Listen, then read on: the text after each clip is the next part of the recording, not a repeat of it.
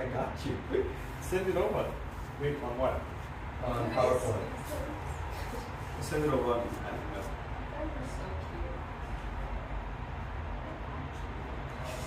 Copy music. Can we post the link in the group for the stream? Yeah. Let us start first. And then you can absolutely do so. This way. I have one.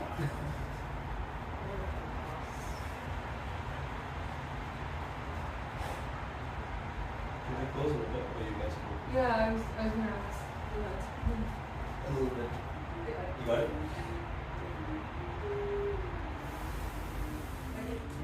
You want to close all the way? That's good. What do you think? Just close it all the way. Sorry. I thought it might be warm today. It's been hot this whole week. Yeah, so I didn't know. It didn't come yet. I love this. This is like whenever there's like a new update to any slide, it's just me and whoever's in like the broadcasting booth just like waiting for the email for like 2 minutes. You take it? Refresh. That we work. You know what co-workers? We work in a hospital and we all work at computers, but they don't know how to like print a picture from an email. And so sometimes you just like I taught them how to like take the picture, put it on a Word document, and print the Word document. And then they recognized me in the team meeting yesterday. He taught us so much. I'm just like, bro, this is nothing. Just open it in preview even. Anything works. I'm like, this is nothing. Double click.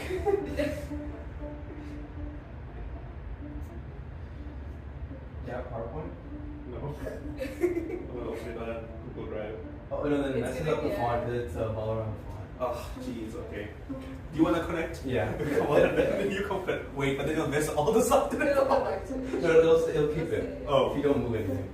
It'll just be, so what it'll do, it'll separate into another window of Chrome and you can just drag that whole window back. Alright, cool.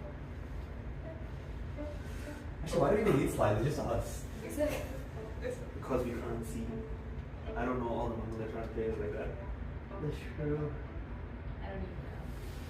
You want translation ones or the non-translation? Translation. I have the one that Vaish does. We. It's called Book. Small. Yeah. You know. You hold me to me. What are we? No, it's there. You just do like do a forefinger up. Yeah. Somewhere. Oh, you probably hit it in Chrome. Yeah, right click. Control click. I was about to. You gotta. Yeah, it's hidden on the display screen, so you're good. It'll connect back. It's connected already. It's not connected. It's like, It just disappeared. You know, I told you. Anyway, I'll get it back up and then it'll take a second. Alright. I will shift places with you. Alright. So we're gonna start off by reciting the Bangla phrase. It glitters. That's cool. Where'd it go? Glittery. Alright. Before we start, if you have your beat bag, get those out. Both out in your bag. Oh wow. So that we can. You should get a drone going. do wine. Oh no. Tell me when to post that. Okay, no problem. Alright, guys. So we'll do the Bangla phrase, and then we will chant one round together at a steady pace. Who's gonna lead? Everyone can chant together, right? Yeah, so Who like needs to lead? one person like to, whose rhythm we follow, whose tempo we follow. You wanna do that? Sure. Okay. So Sriram's gonna lead us into the tempo. And yeah, I think we'll be good to go. Great. You ready? There's some extra verses of Prabhupada, maybe skip those. Okay, you just bring it up and Okay. we'll go together. Ready? Alright. We're good to go. Hey. Om Jnanatirandasya Jnananjana Shalakaya Chakshurunmilitam Yena Tasmai Shri Gurave Namaha Shri Chaitanya Manobhishtam Sthapitam Yena स्वयं रूपा कदा मह्यं ददाति स्वपदान्तिकम् वन्देऽहं श्रीगुरो श्रीयुतापदकमलं श्रीगुरून् वैष्णवांश्च श्रीरूपं साग्रजातं सहगणा रघुनाथान्वितं तं सजीवं साद्वैतं सावधूतं परिजनसहितं कृष्णचैतन्यदेवं श्रीराधा कृष्णपादान् सहगणा ललिता श्रीविशाखान्वितांश्च नमो ॐ विष्णुपादाय कृष्णप्रेष्ठाय भूतले श्रीमते भक्तिवेदान्त स्वामिनिति नामिने नमस्ते सरस्वती देवे गौरवाणी प्रचारिणे निर्विशेष शून्यवादी पाश्चात्य देशतारिणे नमो ॐ विष्णुपादाय कृष्णप्रेष्ठाय भूतले श्रीमते भक्तिसिद्धान्त सरस्वतीति नामिने श्रीवासभानवी देवी जयिताय कृपाब्धये कृष्णसम्बन्धविज्ञान दायिने प्रभवे नमः माधुर्योज्ज्वलप्रेमाद्य श्रीरूपानुगभक्तिदा श्रीगौरकरुणाशक्ति विग्रहाय नमोऽस्तुते नमस्ते गौरवाणी श्रीमूर्तये दीनतारिणे रूपानुगविरुद्धाप सिद्धान्तध्वान्तहारिणे नमो गौरकिशोराय साक्षात् वैराग्यमूर्तये विप्रलम्बरसाम्बोधे पदाम्बुजाय ते नमः नमो भक्तिविनोदाय सच्चिदानन्दनामिने गौरशक्तिस्वरूपाय रूपानुगवराय ते गौरविर्भावभूमिस्त्वं निर्देष्टा सज्जनप्रिया वैष्णवसार्वभौम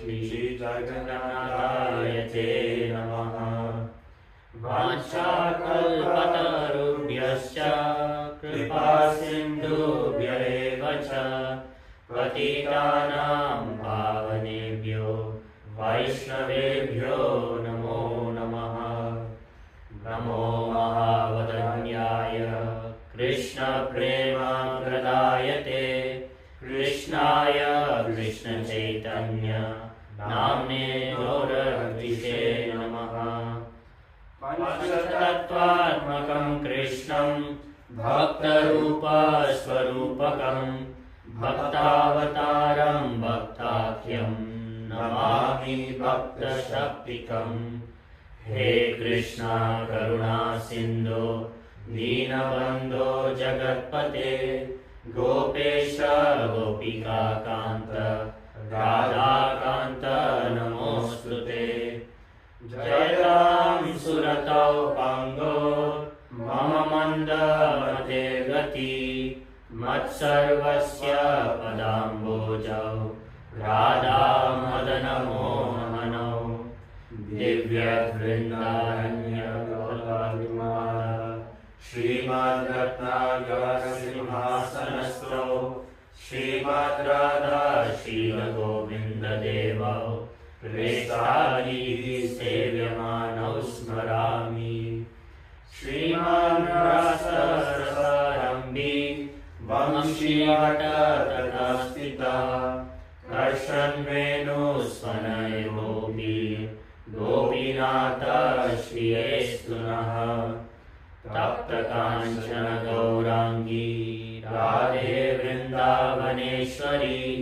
वृषभानुसुते देवी प्रणमामि हरिप्रिये वृन्दाय तुलसीदेव्याय प्रियाय केशवस्य च विष्णुभक्तिप्रदे देवी सत्यवत्यै नमो नमः श्री नृसिंह जय नृसिंह जय जय नृसिंह प्रहलादेश जया पद्मा मुखा पद्मा भृङ्गा मत्समो नास्ति पापात्मा नापराधी च कश्चन परिहारे विलज्जा मे किं ब्रूवे पुरुषोत्तम युवतीनां यथा यूनि यूनां च युवतौ यथा मनोभिरमते तद्वन् मनो मे रमतां त्वयि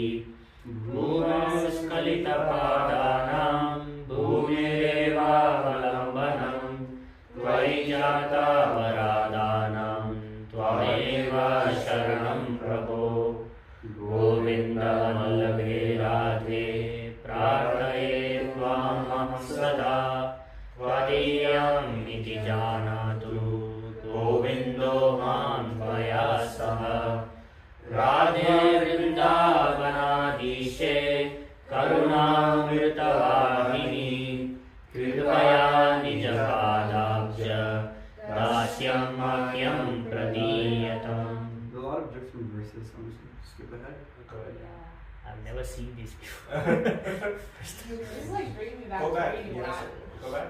There's this is one day. You want to do this? Let's do them. There's You five. can do that, yeah. 5. You get the last 5, yeah. वन्दे नन्दव्रजं श्रीणां पादरेणुमभीष्टसा व्यासामधिगतोद्गीतं पुनाति भुवनत्रयम् रामश्रेष्ठं मनुमापि शचिपुत्रमत्र स्वरूपम् श्रीरूपं तस्याग्रजं गुरुपुरीं माधुरीं गोष्ठवाटीम् राधाकुण्डं गिरिवरम् अघोराधिका माधवासां प्राप्तो यस्य प्रतिकृपया श्रीगुरुं तं नतोऽस्मि आददामस्मरणं वन्देरिदं याचे पुनः पुनः श्रीमद्गोपपदाम्बोज दूयस्यां जन्मजन्मनि हन्तयामद्रिरागा हरिदास यात्रा कृष्ण शरणस्पर्शप्रमोद मालन्तनो लीसहरो गणयो सयोर्यत् परीयसूर्यवसकन्दरकन्दमूलैः जय श्री कृष्ण चैतन्य प्रभु नित्यानन्द श्री अद्वैता गदाधर श्रीवासादि गौरभक्तवृन्द हरे Krishna Krishna Krishna Hare Hare Hare Ram Ram Ram Hare Hare. Want any translations? I haven't ever heard of like half of those. That was like brainstorming. Marsh does some of them. Huh? Relationship with him does some of them. Yeah, like 50% This is I'm seeing this for the slide. first time. It's Same. just like, The Vigyapti Panchaka, like the Matsamo Nasti Papamaka, that's to ask for forgiveness for whatever we do. I probably heard it once or twice. You do that after yajnas. At the end, they sing those verses Gotcha. to ask for forgiveness, and then Rande Nanda Vrajastrinam. That's like that's a description of. I'm forgetting. It's like the sounds of Raja. It's like Oh wow. it's maybe you probably know from the verse. I'm forgetting them. It's a really nice. Should I continue? Just show them. Yeah, you can go to the translation. Just for those, Yeah, just for those. So you- just so we know because what's you've going never on. seen them probably. Yeah. Okay. Oh We're doing a full learning situation. Who made this? You made this? No, I didn't make it. This is from our temple. ISV? Yeah, I see. We're not on the level. Okay. Okay, it's this- accurate. It's way here. So this is like, this is the one for forgiveness. O Purushottam, there is no sinful person or offender who is equal to me. How can I describe my shame? Just as the minds of young ladies take pleasure in a young man, and the minds of young men take pleasure in a young lady, kindly let my mind take pleasure in you alone. That's deep. This is the crowd. Oh, sorry. I'll say you alone are the only shepherd, even for those that committed offense to you. Shnakalaya, the Jews, the doctor, and this is always my person. Please look out for me no longer yourself, consider me the one of your assistance. Pinapindam, wow. This is the Vande Nandam just. Peter Govind and Nandanana was carved at village. When these gopis loudly chant the praise of Sri Krishna, the vibration purifies three worlds. And this is for the spiritual master. Yeah. This is Namasheshtam. Hold on, I have it. Don't go yet.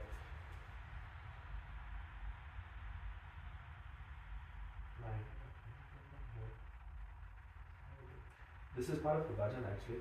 Someone does something similar to this. They make it this one song is in Vrindavan. I see. We sing it before Guru Puja. So in Vrindavan they have this whole thing and they have this verse. Wow. I hear it on the chorus right here sometimes. Damn. Yeah, this is the one that go back. That's the one that I did out of what we spoke about on Sunday program recently. How does that 2 weeks ago? The blade 2 of weeks grass. ago. The blade of Yeah. glass between the teeth. Oh. Like humility. The humility. You explain that. Yeah. And this is a prayer to Govindam. Antaya Mantra. Yes, now it's a sales of Krishna. All kinds of necessities. Wow. Very soft task. Print of peddlers. Important that we are ready to do it. So is this just the verse? Huh? Is it just the verse or is it? It's just the verse from Bhagavatam. Oh, okay. And then you just recite it basically. Yeah, we just recite it. I went to the wrong Mangalore file because there's many. Okay. I didn't know it would contain all that. Shriram, if you lead us, Yeah. we'll follow. So I'll start with the tempo. If you want faster or slower, we can do. Whatever you say, we can go slow. Hare Krishna, Krishna Krishna, Hare Hare, Hare Rama, Rama Rama, Hare A Hare. little slow. Okay. A little slow. Hare Krishna, Krishna Krishna, Hare Hare, Hare Rama, Rama Rama, Hare Hare. Hare Krishna, Krishna Krishna, Hare Hare. Hare Rama, Rama Rama, Hare Hare. Hare Krishna, Krishna Krishna, Hare Hare. Hare Rama, Rama Rama, Hare Hare. Hare Krishna, Krishna Krishna, Hare Hare. Hare Rama, one Rama, Hare Hare. Hare Krishna, Krishna Krishna, Hare Hare. Hare Rama, Rama Rama, Hare Hare. Hare Krishna, Krishna Krishna, Hare Hare. Hare Rama, Rama Rama, Hare Hare. Hare Krishna, Krishna Krishna, Hare Hare. Hare Rama, Rama Rama, Hare Hare. Hare Krishna, Krishna Krishna, Hare Hare. Hare Rama,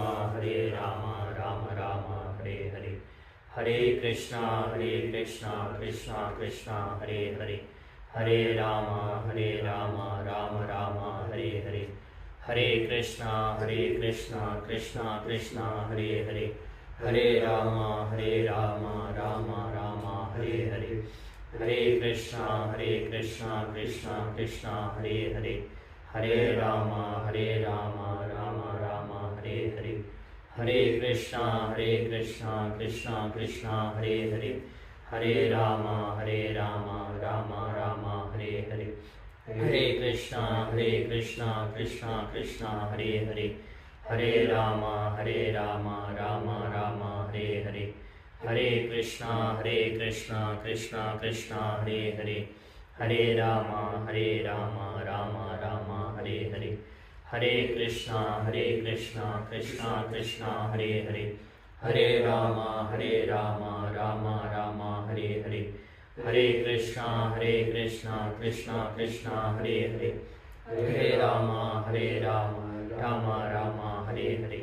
Hare Krishna Krishna Krishna Hare Hare, Hare Rama Rama Rama Hare Hare, Hare Krishna Krishna Krishna Hare Hare, Hare Rama Rama Rama Hare Hare, Hare Krishna Krishna Krishna Hare Hare, Hare Rama Rama Rama Hare Hare, Hare Krishna Krishna Krishna Hare Hare, Hare Rama Rama Rama Hare Hare, Hare Krishna Krishna Krishna Hare Hare, Hare Rama Rama Rama Hare Hare, Hare Krishna Krishna Krishna Hare Hare, Hare Rama Rama Rama Hare Hare, Hare Krishna Krishna Krishna Hare Hare, Hare Rama Rama Rama Hare Hare, Hare Krishna Krishna Krishna Hare Hare, Hare Rama Rama Rama Hare Hare,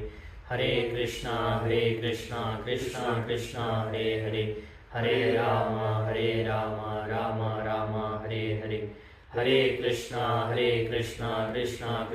Hare Hare, Hare Rama Rama Rama Hare Hare, Hare Krishna Krishna Krishna Hare Hare, Hare Rama Rama Rama Hare Hare, Hare Krishna Krishna Krishna Hare Hare, Hare Rama Rama Rama Hare Hare, Hare Krishna Krishna Krishna Hare Hare, Hare Rama Rama Rama Hare Hare, Hare Krishna Krishna Krishna Hare Hare, Hare Rama Rama Rama Hare Hare, Hare Krishna Krishna Krishna Hare Hare, Hare Rama Rama Rama Hare Hare, Hare Krishna Krishna Krishna Hare Hare, Hare Rama Rama Rama Hare Hare, Hare Krishna Krishna Krishna Hare Hare, Hare Rama Rama Rama Hare Hare, Hare Krishna Krishna Krishna Hare Hare, Hare Rama Rama Rama Hare Hare, Hare Krishna Krishna Krishna Hare Hare, Hare Rama Rama Rama Hare Hare, Hare Krishna Krishna Krishna Hare Hare, Hare Rama Rama Rama Hare Hare, Hare Krishna Krishna Krishna Hare Hare, Hare Rama Rama Rama Hare Hare, Hare Krishna Krishna Krishna Hare Hare, Hare Rama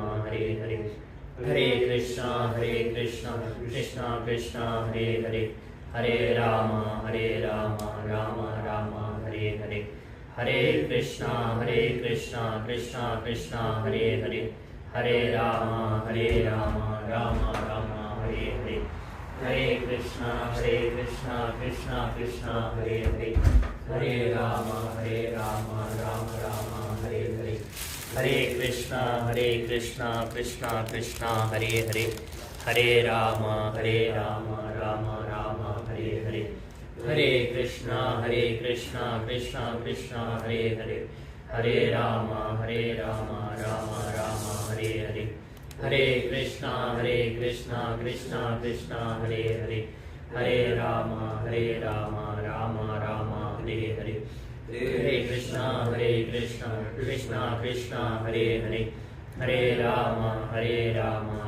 Rama Hare Hare, Hare Krishna Krishna Krishna Hare Hare, Hare Rama Rama Rama Hare Hare, Hare Krishna Krishna Krishna Hare Hare, Hare Rama Rama Rama Hare Hare, Hare Krishna Krishna Krishna Hare Hare, Hare Rama Rama Rama Hare Hare, Hare Krishna Krishna Krishna Hare Hare, Hare Rama Rama Rama Hare Hare, Hare Krishna Krishna Krishna Hare Hare, Hare Rama Rama Rama Hare Hare, Hare Krishna Krishna Krishna Hare Hare, Hare Rama Rama Rama Hare Hare, Hare Krishna Krishna Krishna Hare Hare, Hare Rama Rama Rama Hare Hare, Hare Krishna Krishna Krishna Hare Hare,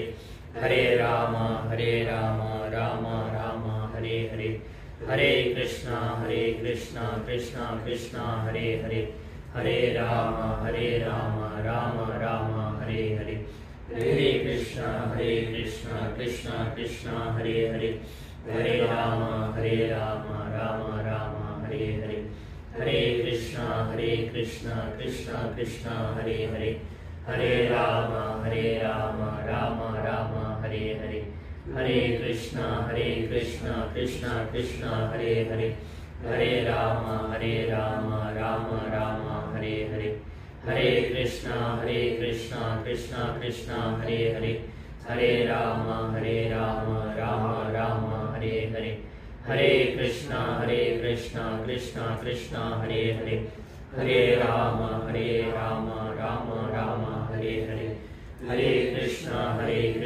Krishna Krishna, Hare Hare, Hare Rama, Rama Rama, Hare Hare, Hare Krishna, Krishna Krishna, Hare Hare, Hare Rama, Rama Rama, Hare Hare, Hare Krishna, Krishna Krishna, Hare Hare, Hare Rama, Rama Rama, Hare Hare, Hare Krishna, Krishna Krishna, Hare Hare, Hare Rama, Rama Rama, Hare Hare, Hare Krishna, Krishna Krishna, Hare Hare, Hare Rama, Rama Rama, Hare Hare, Hare Krishna, Krishna Krishna, Hare Hare, Hare Rama, Rama Rama, Hare Hare, Hare Krishna, Krishna Krishna, Hare Hare, Hare Rama, Rama Rama, Hare Hare, Hare Krishna, Krishna Krishna, Hare Hare, Hare Rama, Rama Rama, Hare Hare, Hare Krishna, Krishna Krishna, Hare Hare, Hare Rama, Rama Rama, Hare Hare, Hare Krishna, Krishna Krishna, Hare Hare, Hare Rama, Rama Rama, Hare Hare, Hare Krishna, Krishna Krishna, Hare Hare, Hare Rama, Rama Rama, Hare Hare, Hare Krishna, Krishna Krishna, Hare Hare, Hare Rama, Rama Rama, Hare Hare, Hare Krishna, Krishna Krishna, Hare Hare, Hare Rama, Rama Rama, Hare Hare, Hare Krishna, Krishna Krishna, Hare Hare, Hare Rama, Rama Rama, Hare Hare, Hare Krishna, Krishna Krishna, Hare Hare, Hare Rama, Rama Rama, Hare Hare, Hare Krishna, Krishna Krishna, Hare Hare, Hare Rama, Rama Rama, Hare Hare, Hare Krishna, Krishna Krishna, Hare Hare, Hare Rama, Rama Rama,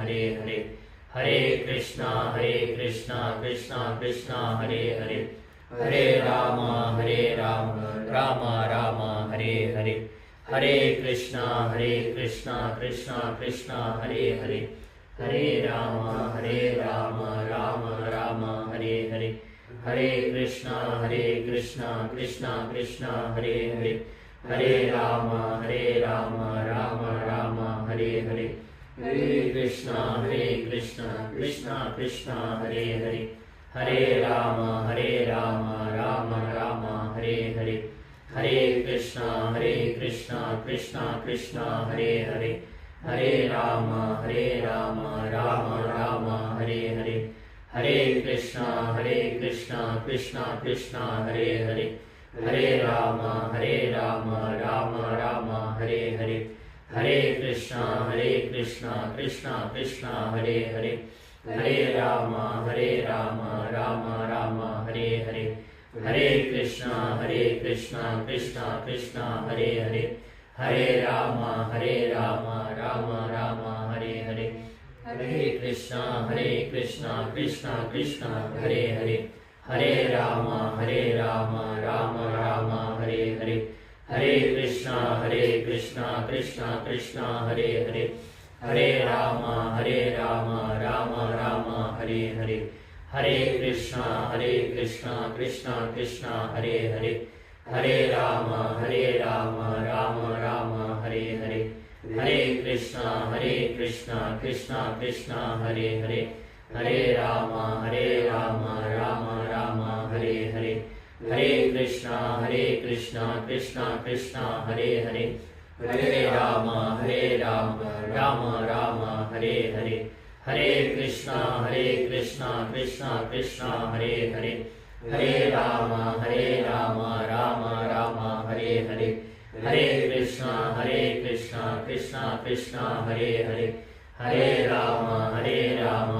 Rama, Rama Rama, Hare Hare, Hare Krishna, Krishna Krishna, Hare Hare, Hare Rama, Rama Rama, Hare Hare, Hare Krishna, Krishna Krishna, Hare Hare, Hare Rama, Rama Rama, Hare Hare, Hare Krishna, Krishna Krishna, Hare Hare, Hare Rama, Rama Rama, Hare Hare, Hare Krishna, Krishna Krishna, Hare Hare, Hare Rama, Rama Rama, Hare Hare, Hare Krishna, Krishna Krishna, Hare Hare, Hare Rama, Rama Rama, Hare Hare, Hare Krishna, Krishna Krishna, Hare Hare, Hare Rama, Rama Rama, Hare Hare, Hare Krishna, Krishna Krishna, Hare Hare, Hare Rama, Rama Rama, Hare Hare, Hare Krishna, Krishna Krishna, Hare Hare, Hare Rama, Rama Rama, Hare Hare, Hare Krishna, Krishna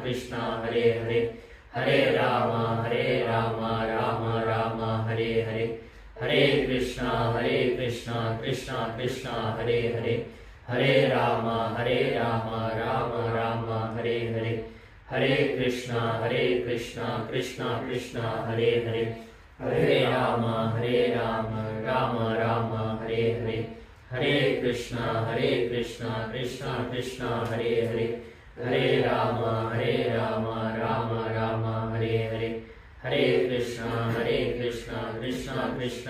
Hare, Hare Rama, Rama Rama, Hare Hare, Hare Krishna, Krishna Krishna, Hare Hare, Hare Rama, Rama Rama, Hare Hare, Hare Krishna, Krishna Krishna, Hare Hare, Hare Rama, Rama Rama, Hare Hare, Hare Krishna, Krishna Krishna,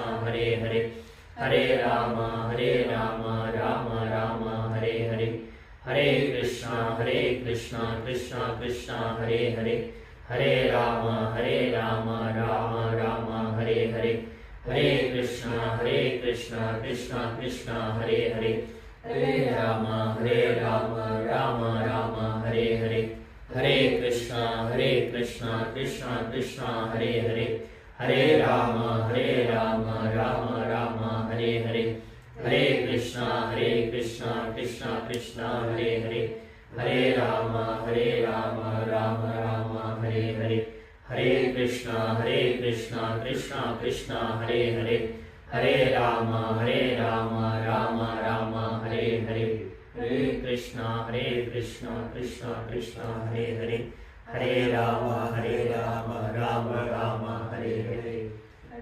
Jai Shri Krishna Chaitanya Prabhu Nityananda Shri Advaita Gadadhar Srivasadi Gaura Bhakta. It counts even if you hear it, by the way. Even if you didn't finish, at least you had one for round. So. Chelsea. Hi. Hello. Welcome. Okay. Welcome. I will be right back just in this restroom and then it's sauce. Could you understand? Yeah. Those are my How are initiation. you? Oh, I'm on them all the time, girl. These are my initiation beads, but I never stand on them. Why not? I'm gonna save them. No, I lost my first initiation beads, Uh-huh. and then I got a replacement one Yeah. from Dallas, but they sent a really. I don't like these beads. That's so funny. I drove all the way. I just stamped one round on these and then. Can you transfer your initiation bead potency to yeah. another. I was like, Northridge? No way. Like put it in oil together. Right around. Yeah. Yeah, Those are nice. this one is round, but I like the barrel barrel shaped one It's like better. really nice and quiet. I just like that it Really increases nice and the quiet. size. I love that too. Cause I have that, and it's like it reminds me that I'm done with 2 rounds. Yeah. I'm back to the big side. Exactly, yeah. These ones I got in Mayapur in Yeah, 2012. those are nice. I lost a bead. I lost 2 beads in this though, so I just like chant on stream. One Really? Yeah. It's like, Yeah. The ones that I lost, I were the best. I'm not able to find like Rectangular-ish kind of ones. those kinds of beads. Yeah, they're like longer. what kind of beads were they? Were they big? Jungle ones are cool. They were big Yeah, and barrel like shaped. cool. Oh, okay. Abai has ones that like Those are You had nice. like really nice feel of small to large. holding them. They're like weird. My friend smell like Mridanga beads from Mayapur. It's like in the shape of Mridanga with Sri Radhe written on it. I It's like know. I mean, so I nice. know. Huh? Or like, Me too. here, like, see you for example. We need You know? to. I know. That's it. You guys go. Yeah, it's really cool. I miss you guys. I'm in my own world, but Okay. I'm ready to emerge. Man. Yes. Thank you. All right. So we actually got to give Chelsea credit for today's topic. We'll wait till she comes back so I can finish the story. But so basically, a while back, Yes. me and Jen spoke to Chelsea, and she made a very good point. Is that sometimes we just keep going deeper and deeper, and then you go to temple on a Sunday, and it's like go eat for an hour, which is like really deep. But we don't do the simple stuff. We don't do the stuff that we should all know. And actually going through, I don't know, maybe you guys are like Brahma Gaudiya Sampradaya aficionados, like you all know it like this, but researching, so as I mentioned earlier, our topic today is the Sampradaya that we belong to, that we gain our knowledge from. Going through this personalities I've never heard before, stories that I've never heard before, significance that is difficult to understand until you realize how each person in the line has contributed and what they had to go through. While I'm bringing this up, specifically what I'm referring to is like there's certain personalities within the Sampradaya who are acharyas or like very close to being an acharya, who went through some of the worst things, like they were almost killed, they would in secret like keep the knowledge alive, like only tell a few, like 5 or 6 people around them. And so to think that it came down in such a way, and then now it's like a worldwide thing that everybody just knows, that everybody is allowed to be a part of, is crazy. So I want to give credit to Chelsea for that, because she's the one who brought it up. I'll finish saying it when she comes up.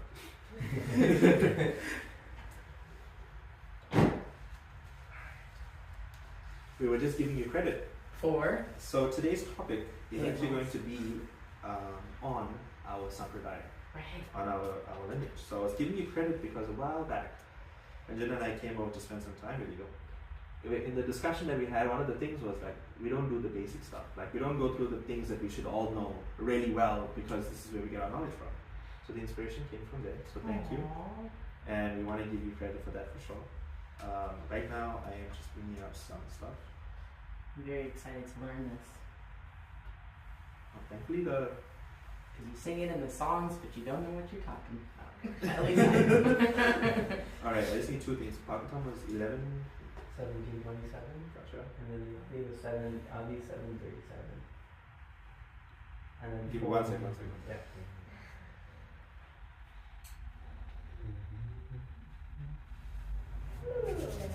I think I went to 16 again.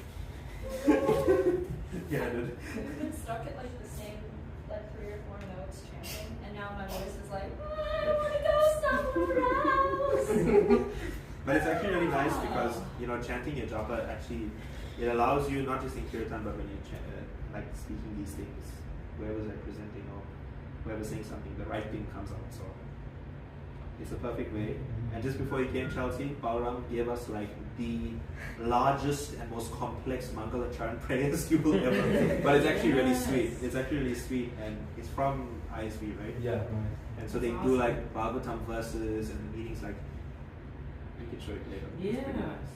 What was really cool was while we were chanting that flame, I couldn't tell whether it was like an electric candle or a real candle because it was so still it didn't move at all. And now it's Like it didn't move not an Really? ounce That's strange. the whole time. And like people were moving and things were happening. I was like, What was it? I can't tell. 7:37. The three coats. Is the temperature okay? For everyone? It's cold? Little cold, yeah. A little Little bit bit. cold? A little chilly. That's a low. Weave it. I don't think we need aircon. 7:37. 7:37. Yeah, because yesterday it was like 75 degrees. Yeah. It's hot. The It's day was- humid. Yesterday it was raining, the day before was very nice. It was Yeah. sunny and sunny. Yeah. Yeah. Oh, we said 7:37. Welcome back. How are you? Good to be back. You little married man, you. Do you formula? Excited. Will you go marry? All formulas. Oh, okay, No, sorry. no, I it's don't fine, know it's anything. fine. I'm confused. I'm Nancy I'm gonna steal the heart name and put the Yes. Straight Where's around. the drone going?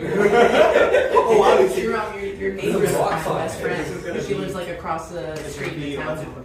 Oh. Yeah, crazy. I was like, wait, Northridge? Am I getting off the top buddy? Oh my god, Roberts? Usually I should have known all this. I'm moving next week to another I part. thought I'd cut my feet Nearby? over there. In Yeah. the same community. Okay, I put 2 bed. I know. very cool. That's exciting. Okay. Look at you. We're almost ready. Exciting. But it's so good to be back. India was a little bit tough. What was tough about it? I was working, that was the only problem, and I was working US time. So I was working nights and no They don't give sleep. you off while getting married? No, I was in India for 3.5 months. Oh, that's right. You were there for a long time. Yeah, that was long. Wow, it feels like just yesterday you left. I'm gonna sit Our over little, there. our little bachelor party. Yes. And then times 2 like anything. So what is your, before we begin, what is your realization now that you're married? Anything hit you? Nothing much. Everything feels the same. At least until she's here. So far, yeah. We're looking forward to meeting. That's true. You're just back to your regular life again now. He's coming on 21st. So. We will have the marching band ready. We need the drums. No, the mariachi band ready. Very marching band. Give her a real American welcome.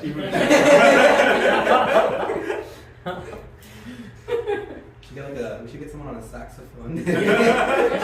Krishna. You get bagpipes, that bagpipe lady. Oh, Played during the Rati Yatra. Do you remember that?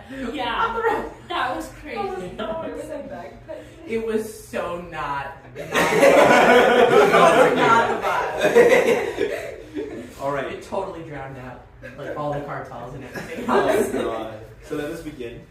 And so, as we mentioned before, our topic today is going to be our Sampradaya. And so our Sampradaya is the Brahma, Madhva, Gaudiya Sampradaya. Can we say that together?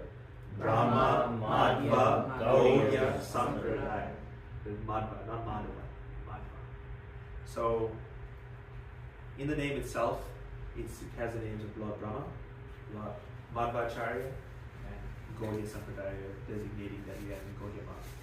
So we'd like to begin with quoting the verse. We're reading Bhagavad Gita 4.1.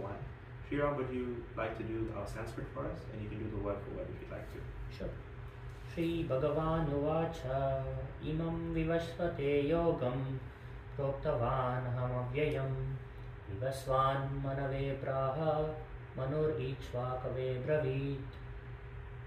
Shri Bhagavan Uvacha, Shri Bhagavan Uvacha, the Supreme Personality of Godhead said, the Supreme Personality of Godhead said, Imam, this, Vivasvate, Vivasvate, unto the Sun God, unto the Sun God, Yogam, the science of one's relationship to the Supreme, the science of one's relationship to the Supreme, Proktavan, instructed, Aham, I, Avyayam, imperishable, Vivasvan, the Sun God's name, Manave, unto the Father of mankind,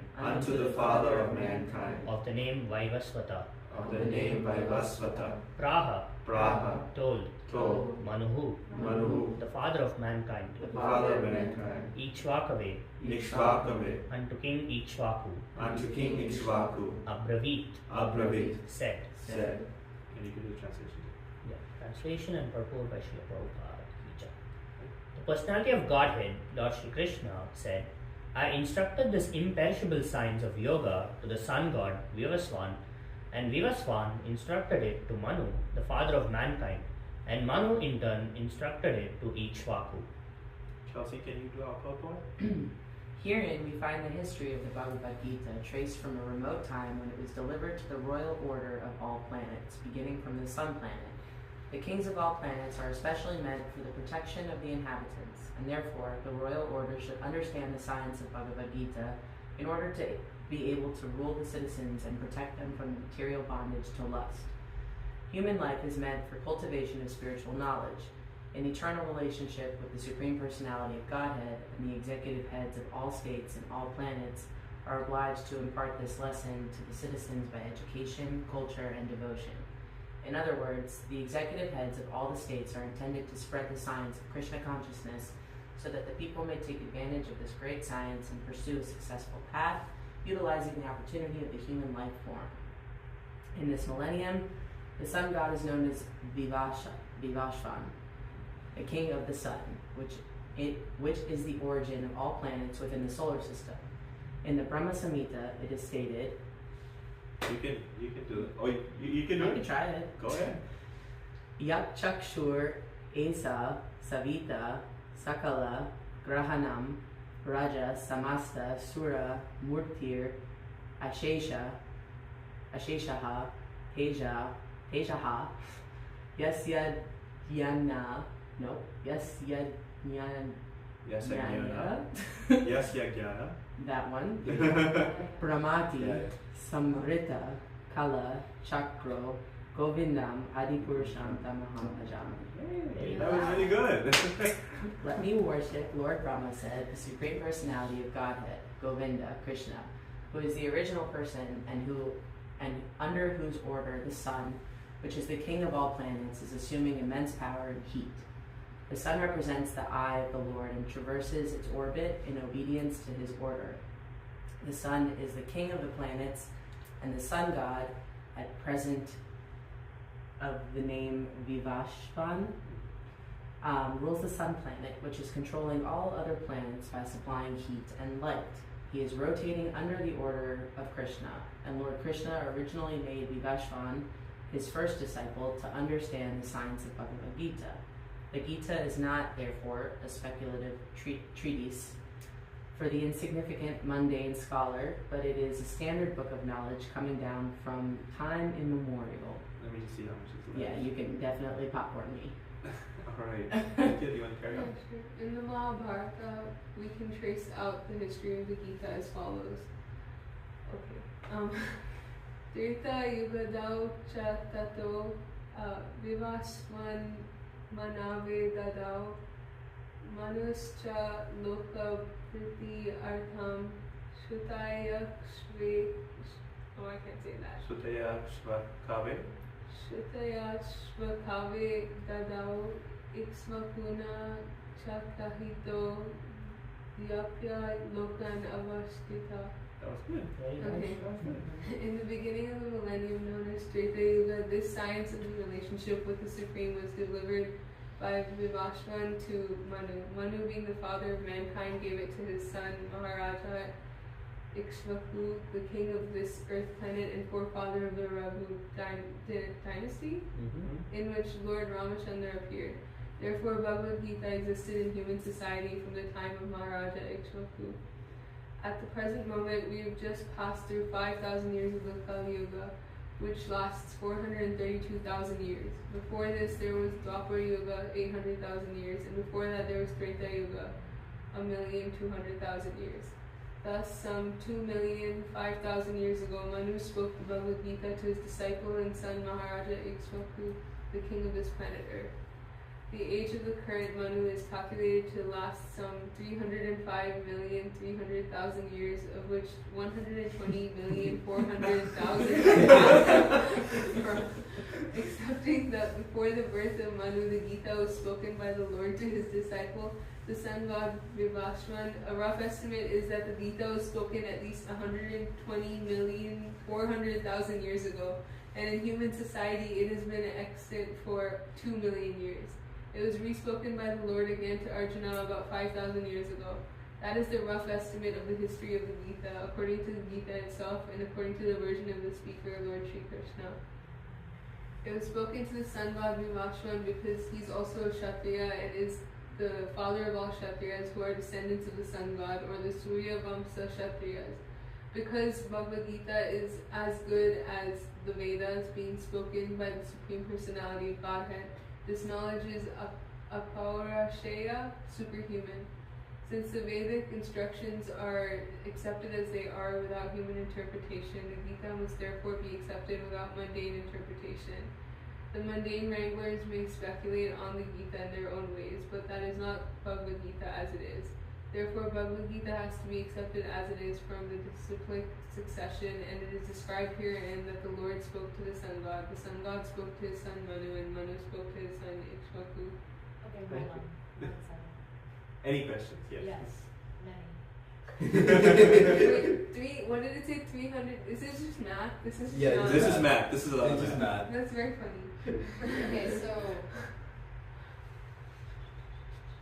I can break it down in more simpler terms. Not the numbers, but what happened. okay, we're in Kali Yuga, Yes. and this is giving the one before that. Yeah. So we're But there's 4, right? So Yeah. the one before that is Satya, Satya Dwapara Yuga. Yuga. So Rama was born in Treta Yuga, right? So Rama's ancestor was Ikshvaku, and then so that was probably spoken in Treta Yuga so. to Ikshvaku. So this is 3 ages ago Okay, that it was spoken. Okay, so what I'm confused about is that like it goes from like the First sun, one is Satya Yuga. Right. and but- the sun is in what yuga? No, sun is always present. So I'll explain. I was about to do so. Okay. So, just to break it down in more simpler terms, just so we're all understanding. So, Krishna, at the beginning of his universe, he imparted this knowledge to the sun god, Vivashvan. He's the god of the sun, he's the original god who was created along just after Brahma. He imparted the knowledge of the Bhagavad Gita. In total, we're talking about the knowledge of the Vedas, etc. too.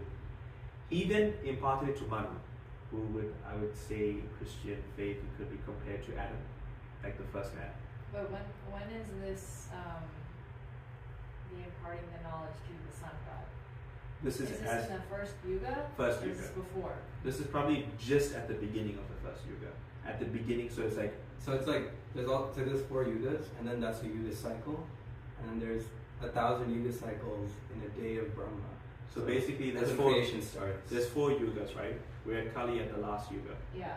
At the beginning of the 4, there's the creation of the universe. Okay. Krishna basically he produces the seeds for the universe and everything within it. Brahma then plants them, and like the whole universe, the planets, the stars, the sun, everything is born. Okay. Brahma, along with the demigods, they're they're mortal. They have a certain lifespan to live, which is much longer than us. And the sun god Vivashvan is created or like born at that time too. Not at the beginning of every Satya Yuga. Not every sun. It's Not every like in the beginning. So, beginning.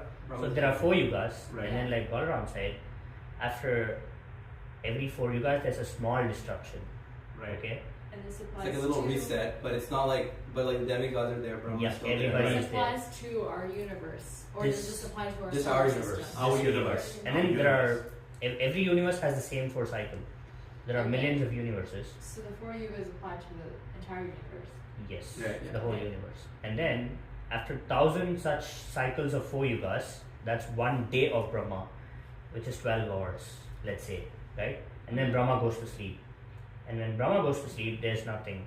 Everybody Everything is dissolved. Everything is designed. Temporarily for that particular day, right?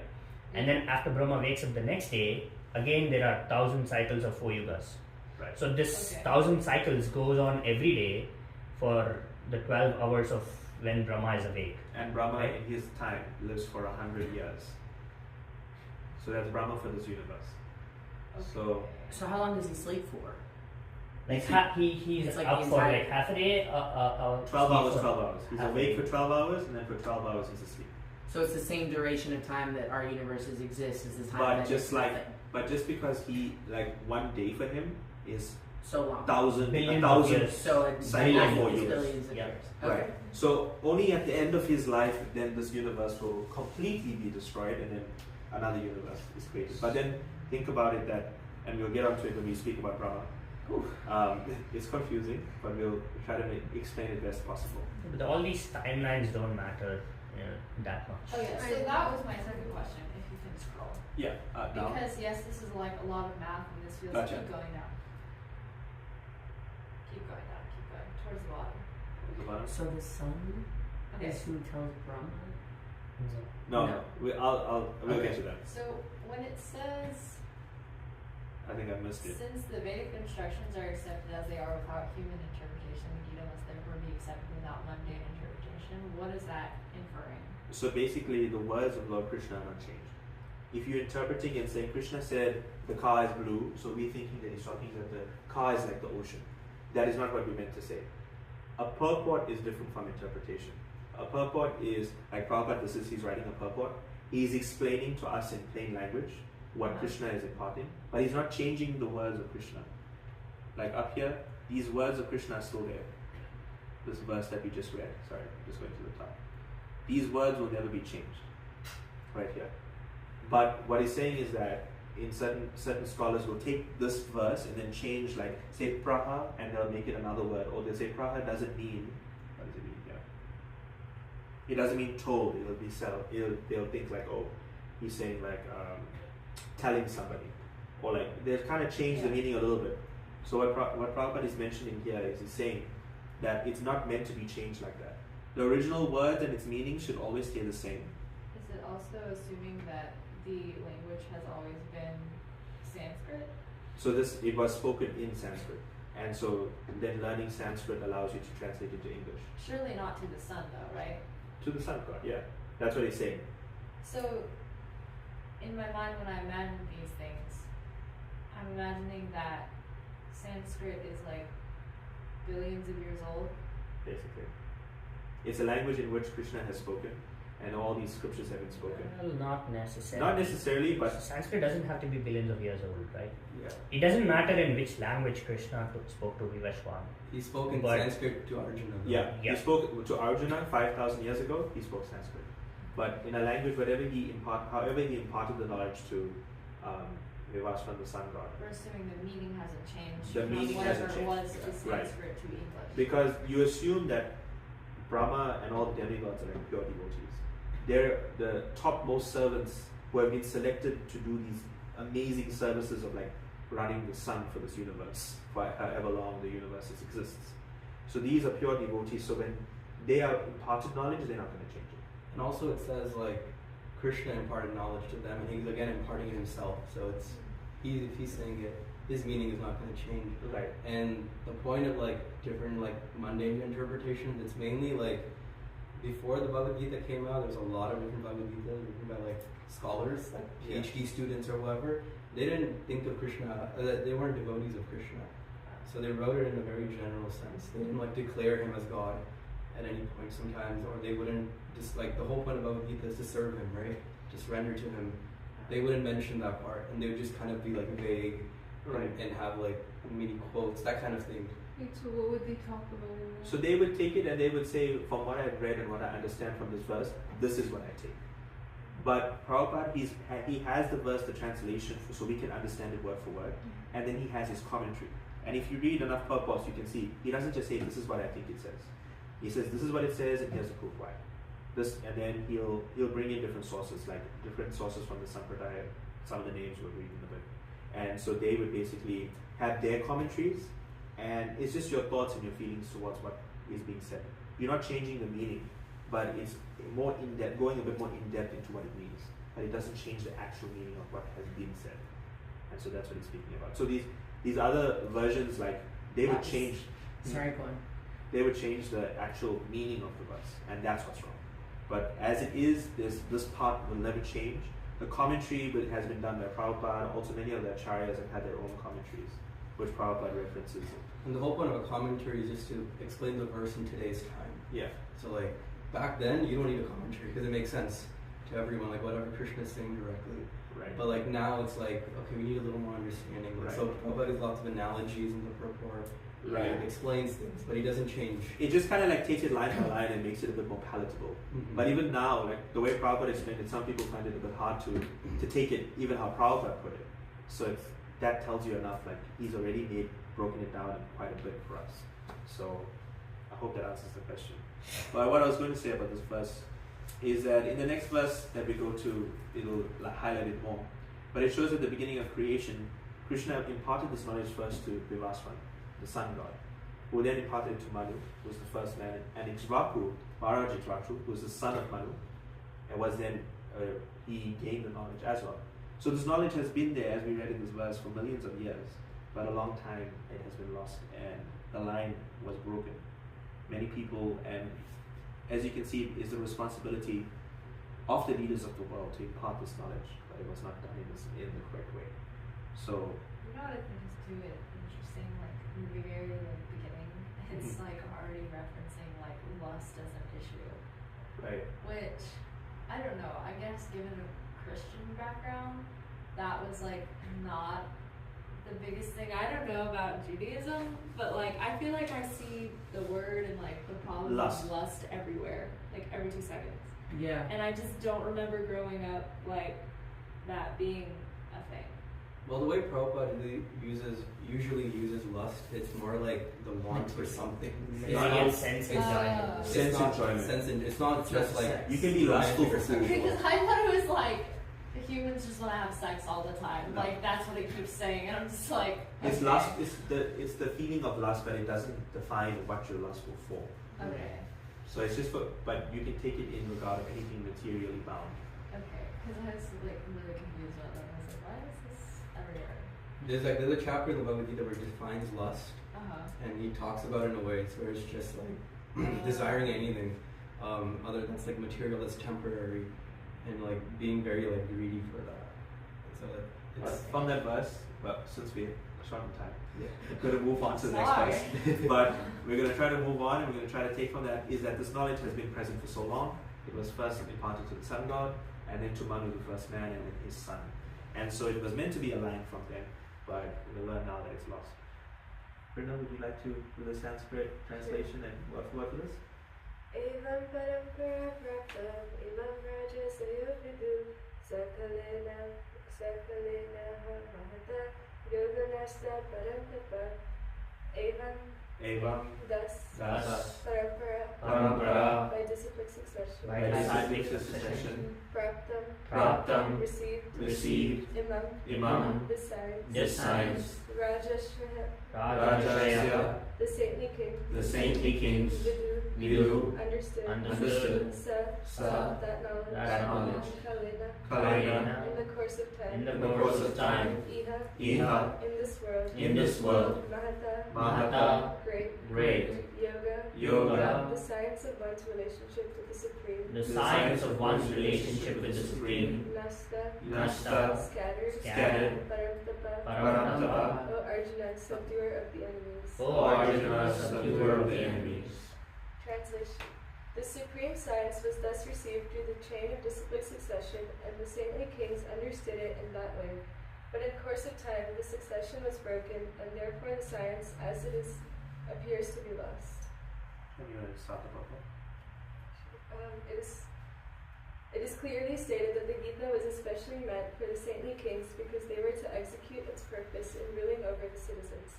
Certainly, Bhagavad Gita was never meant for the demonic persons, who would dissipate its value for no one's benefit and would devise all types of interpretations according to personal whims. As soon as the original purpose was scattered by the motives of the unscrupulous commentators, there arose the need to re-establish the disciplic succession. 5,000 years ago, it was detected by the Lord himself that the disciplic succession was broken, and therefore he declared that the purpose of the Gita appeared to be lost. In the same way, at that present moment also, there are so many editions of the Gita, especially in English, but almost all of them are not according to authorized disciplic succession. There are innumerable interpretations rendered by different mundane scholars, but almost all of them do not accept the Supreme Personality of Godhead, Krishna. although they make a good business on the words of Sri Krishna. This spirit is demonic because demons do not believe in God but simply enjoy the property of the Supreme. Since there is a great need of an edition of the Bhagavad Gita in English, as it is received by the Parampara system, an attempt is made herewith to fulfill this great want. Bhagavad Gita, accepted as it is a great boon to humanity. But if it is accepted as a treatise of philosophical speculations, it is simply a waste of time. So as we, main part here is to say that, is to see that Krishna himself 5,000 years ago when he appeared, detected that that line that was mentioned before, from the sun god to Manu to his son, was cut, was broken. So from millions of years up to 5,000 years ago, at some point the line broke. So that knowledge was lost. Thankfully, Krishna imparted that knowledge again to Arjuna, and in many other ways, we'll see how that knowledge was carried on. We have one verse on the Bhagavatam. Acharyam mam vijaniyam navamanyeta karhichu namartya buddhya suyeta sarvadeva mayo guru. Acharyam, the spiritual master. The spiritual master. Mam, myself. Vijaniyat, one should know. Na avamanyeta, one should never disrespect. Karhichit, at any time. Na, never. Martya buddhya, with the idea of his being an ordinary man. Asuyeta, one should be envious. Sarvadeva, all demigods. Maya, representative. Guru, the spiritual master. So this verse was spoken by Lord Krishna to Uddhava. So Krishna is speaking right now. One should know the Acharya as myself and never disrespect him in any way. One should not envy him, thinking him an ordinary man, for he is the representative of all the demigods. Should we continue? This verse appears in Chaitanya Charitamrita, Adi Lila 146. His Divine Grace, O Vishnupad Paramahamsa Parivrajacharya Astotara Shri Srimad A.C. Bhaktivedanta Swami Prabhupada has commented on this verse as follows. This is a verse from Srimad Bhagavatam 11:17-27, spoken by Lord Shri Krishna, when he was questioned by Uddhava regarding the four social and spiritual orders of society. He was specifically instructed how a brahmachari should behave under the care of a spiritual master. A spiritual master is not an enjoyer of facilities offered by his disciples. He is like a parent. Without the attentive service of his parents, a child cannot grow to manhood. Similarly, without the care of the spiritual master, one cannot rise to the plane of transcendental service. The spiritual master is also called Acharya, or a transcendental professor of spiritual science. Manu Samhita explains that the duties of an Acharya, describing that a bona fide spiritual master accepts charge of disciples, teaches them the Vedic knowledge with all its intricacies, and gives them their second birth. The ceremony performed to initiate a disciple into the study of spiritual science is called Upaniti, or the function that brings one nearer to the spiritual master. One who cannot be brought nearer to a spiritual master cannot have a sacred thread, and thus he is indicated to be a Sudra. The sacred thread worn on the body of a Brahmin, Kshatriya, or Vaishya is a symbol of initiation by the spiritual master. It is worth nothing if worn merely to boast of high parentage. The duty of the spiritual master is to initiate a disciple within the sacred thread ceremony, and after this samskara, or purificatory process, the spiritual master actually begins to teach the disciple about the Vedas.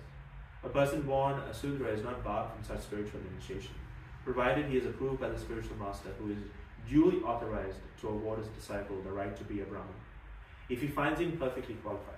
In the Vayu Purana, an Acharya is defined as one who knows the import of all the Vedic literatures, explains the purpose of the Vedas, abides by their rules and regulations, and teaches his disciples to act in the same way. Only out of his immense compassion does the personality of Godhead reveal himself as the spiritual master. Therefore, in the dealings of an Acharya, there are no activities but those of transcendental loving service to the Lord. He is the supreme personality of servitor Godhead.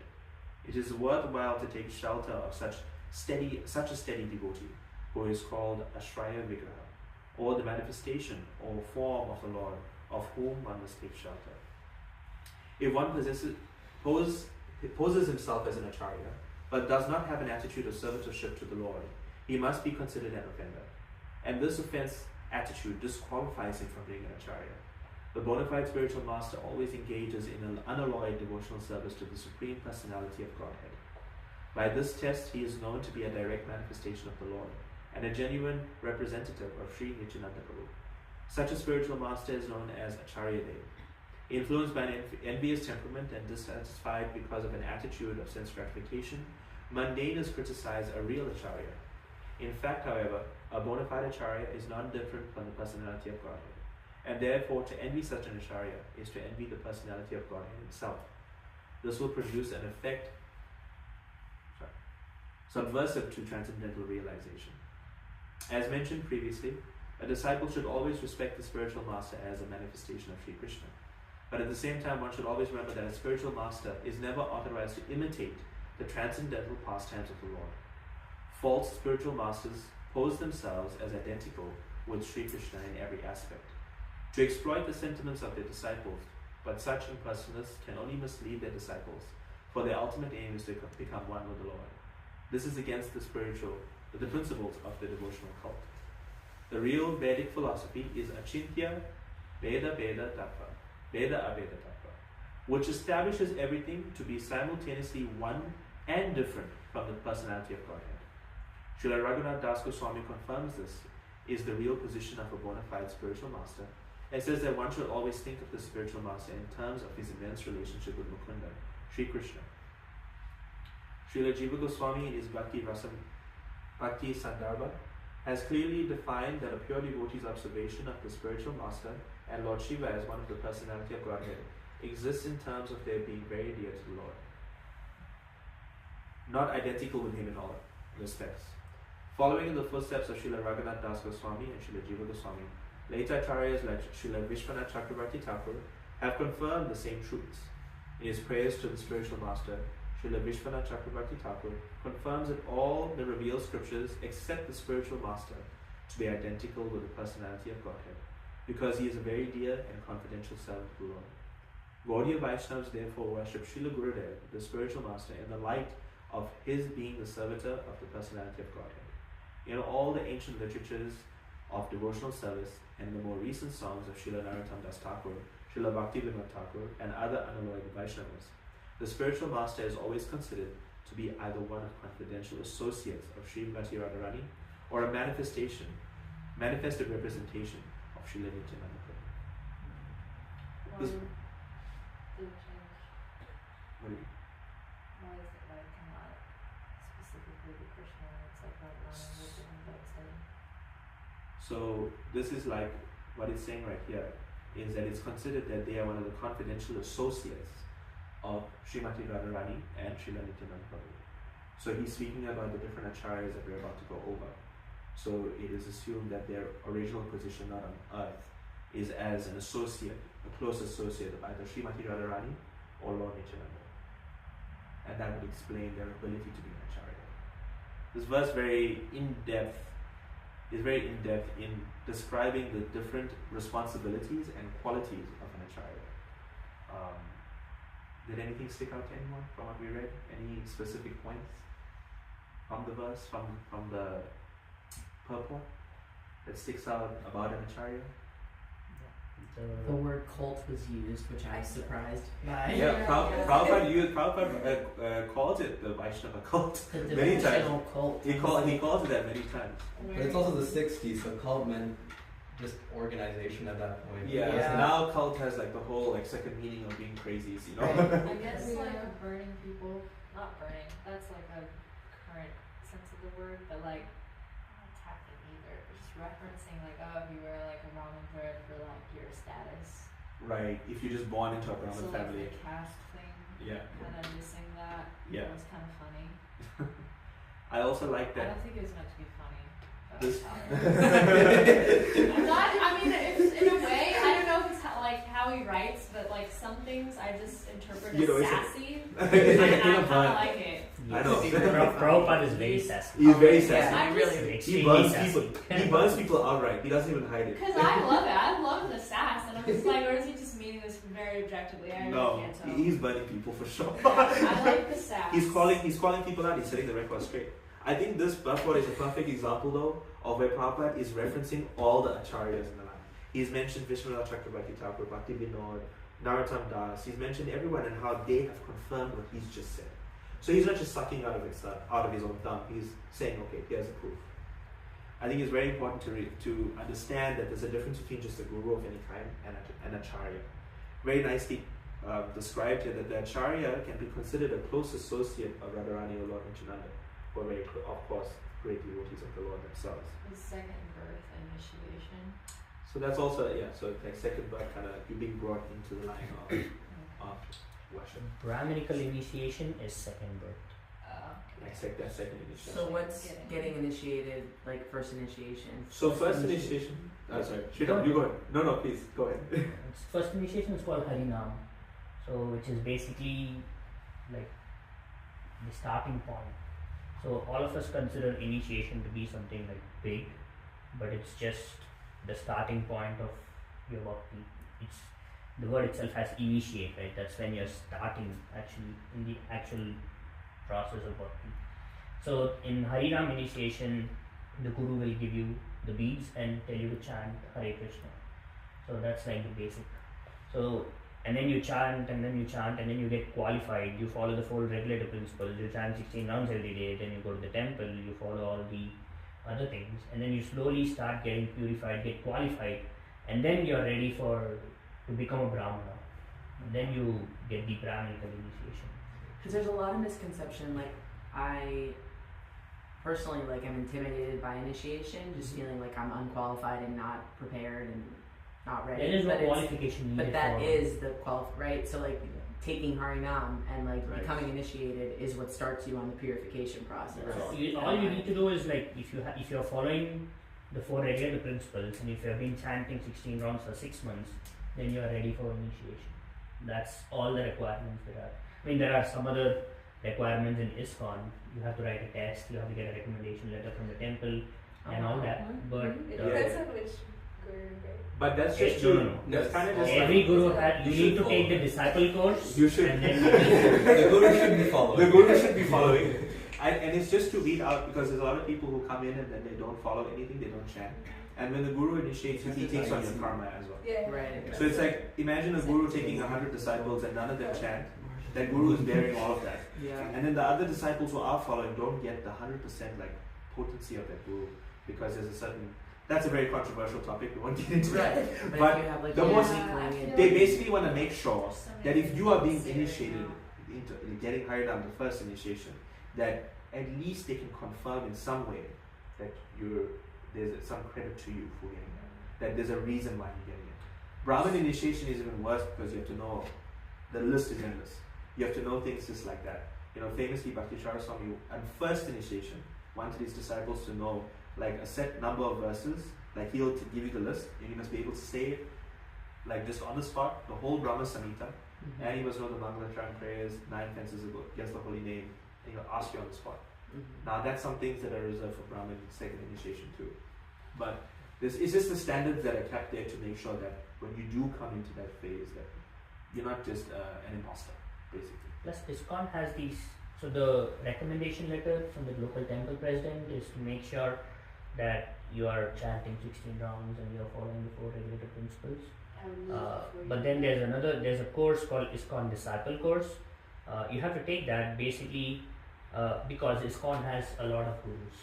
Other Vaishnava Sampradayas have only one guru. So for example, there's Sri Vaishnavism, which only has one guru. Right? If you want to take initiation, you just go to the guru and take initiation. That's it. But here ISKCON has like 100 different gurus, right? So the ISKCON Disciple Course teaches you how to tackle that.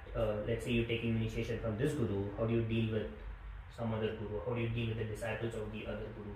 What is the position of Prabhupada in terms of your guru and other gurus?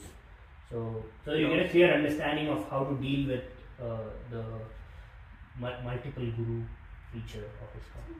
it's also like a good screen to make sure you're choosing the right guru. That's also a nice part that I like. They make sure they go over the points of telling you, like, have you thought about your relationship with the guru? How often will you see him? How will you gain knowledge from him? What is your current relationship with him or her, and what will that relationship become? And so it's like this reminder as well to make sure you're making the right decision.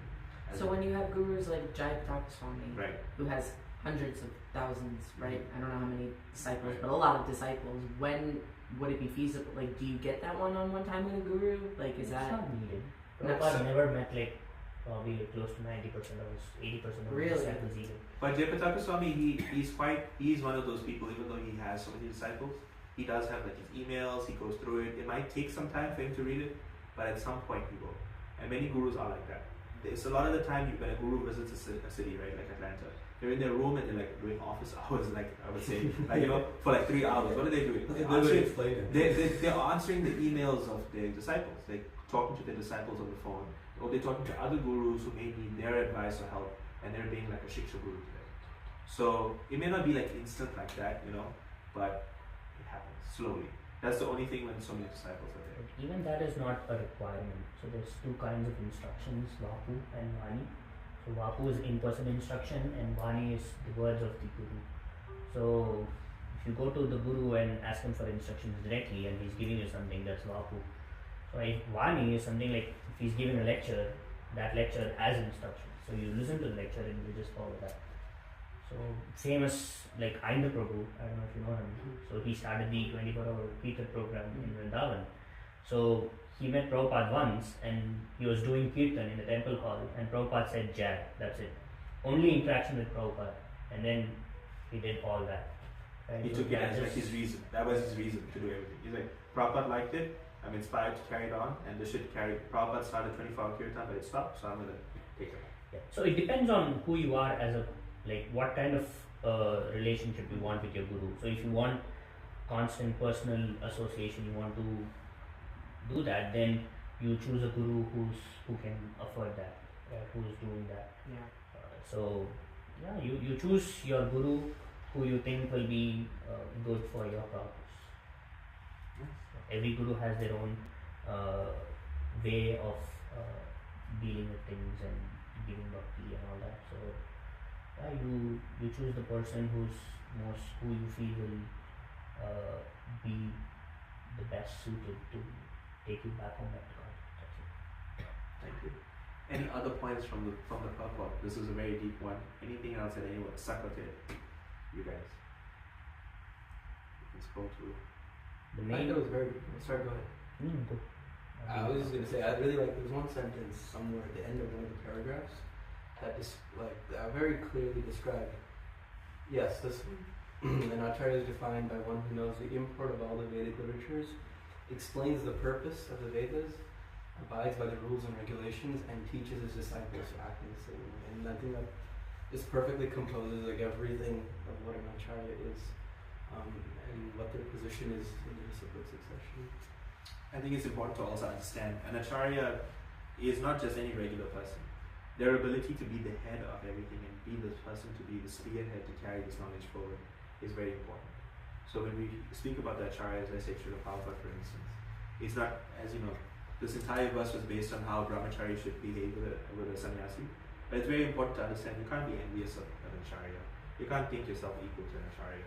These acharyas, they're special and they show that they are special, which is why they're chosen to be the acharyas. Many gurus, there's so many gurus as Sri Ram mentioned, but everyone has agreed that they themselves don't see themselves on the platform of Srila Prabhupada. That he is the acharya and they will simply be his disciples, and when they initiate disciples, they initiate them on behalf of Srila Prabhupada. So him being like that acharya figure. So I think it's important to understand that. Any other? So another important part of this whole purpose, the crux, is that you consider the acharya or your guru to be on the same platform as Krishna, meaning you give them the same respect that you give Krishna. So they are not the same. Guru is not God, but you treat Guru as God. In that you give them the same respect that you would give Krishna. So that is very important. The respect and feeling that you have for the Guru is almost the same thing that you have for Krishna. I like this line the best. Therefore, in dealings of an acharya, there are no activities but those of transcendental loving service to the Lord. He is the supreme personality of servant of God. So, like it talks about like what an acharya should do, right, and what they should follow. But when it comes to like people that don't follow that, right, and like I mean, if someone is an acharya and they have like a lot of disciples and they've gone down a wrong path, maybe. What about that? Like I know now it's very organized, but like I'm just thinking like in the It still past. happens. It's the responsibility of the disciple to read verses like this and understand the qualities that a guru is meant to have.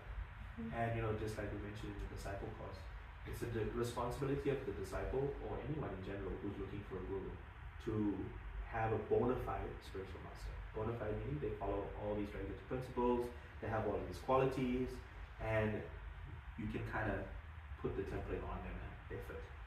So when you notice these things, it's kind of like a reminder. The scriptures itself says it that that's your red flag or like a warning light. Like, oh, should I question whether this is someone I can follow completely? Some things you can be lenient with, like how much they engage in certain activities in the material world, etc. Not everybody's sitting in the Himalayas chanting 100 rounds a day, and you go visit them every second week, That's not everybody. Sometimes gurus have to travel, they have to keep up, have a computer, keep up with disciples' emails.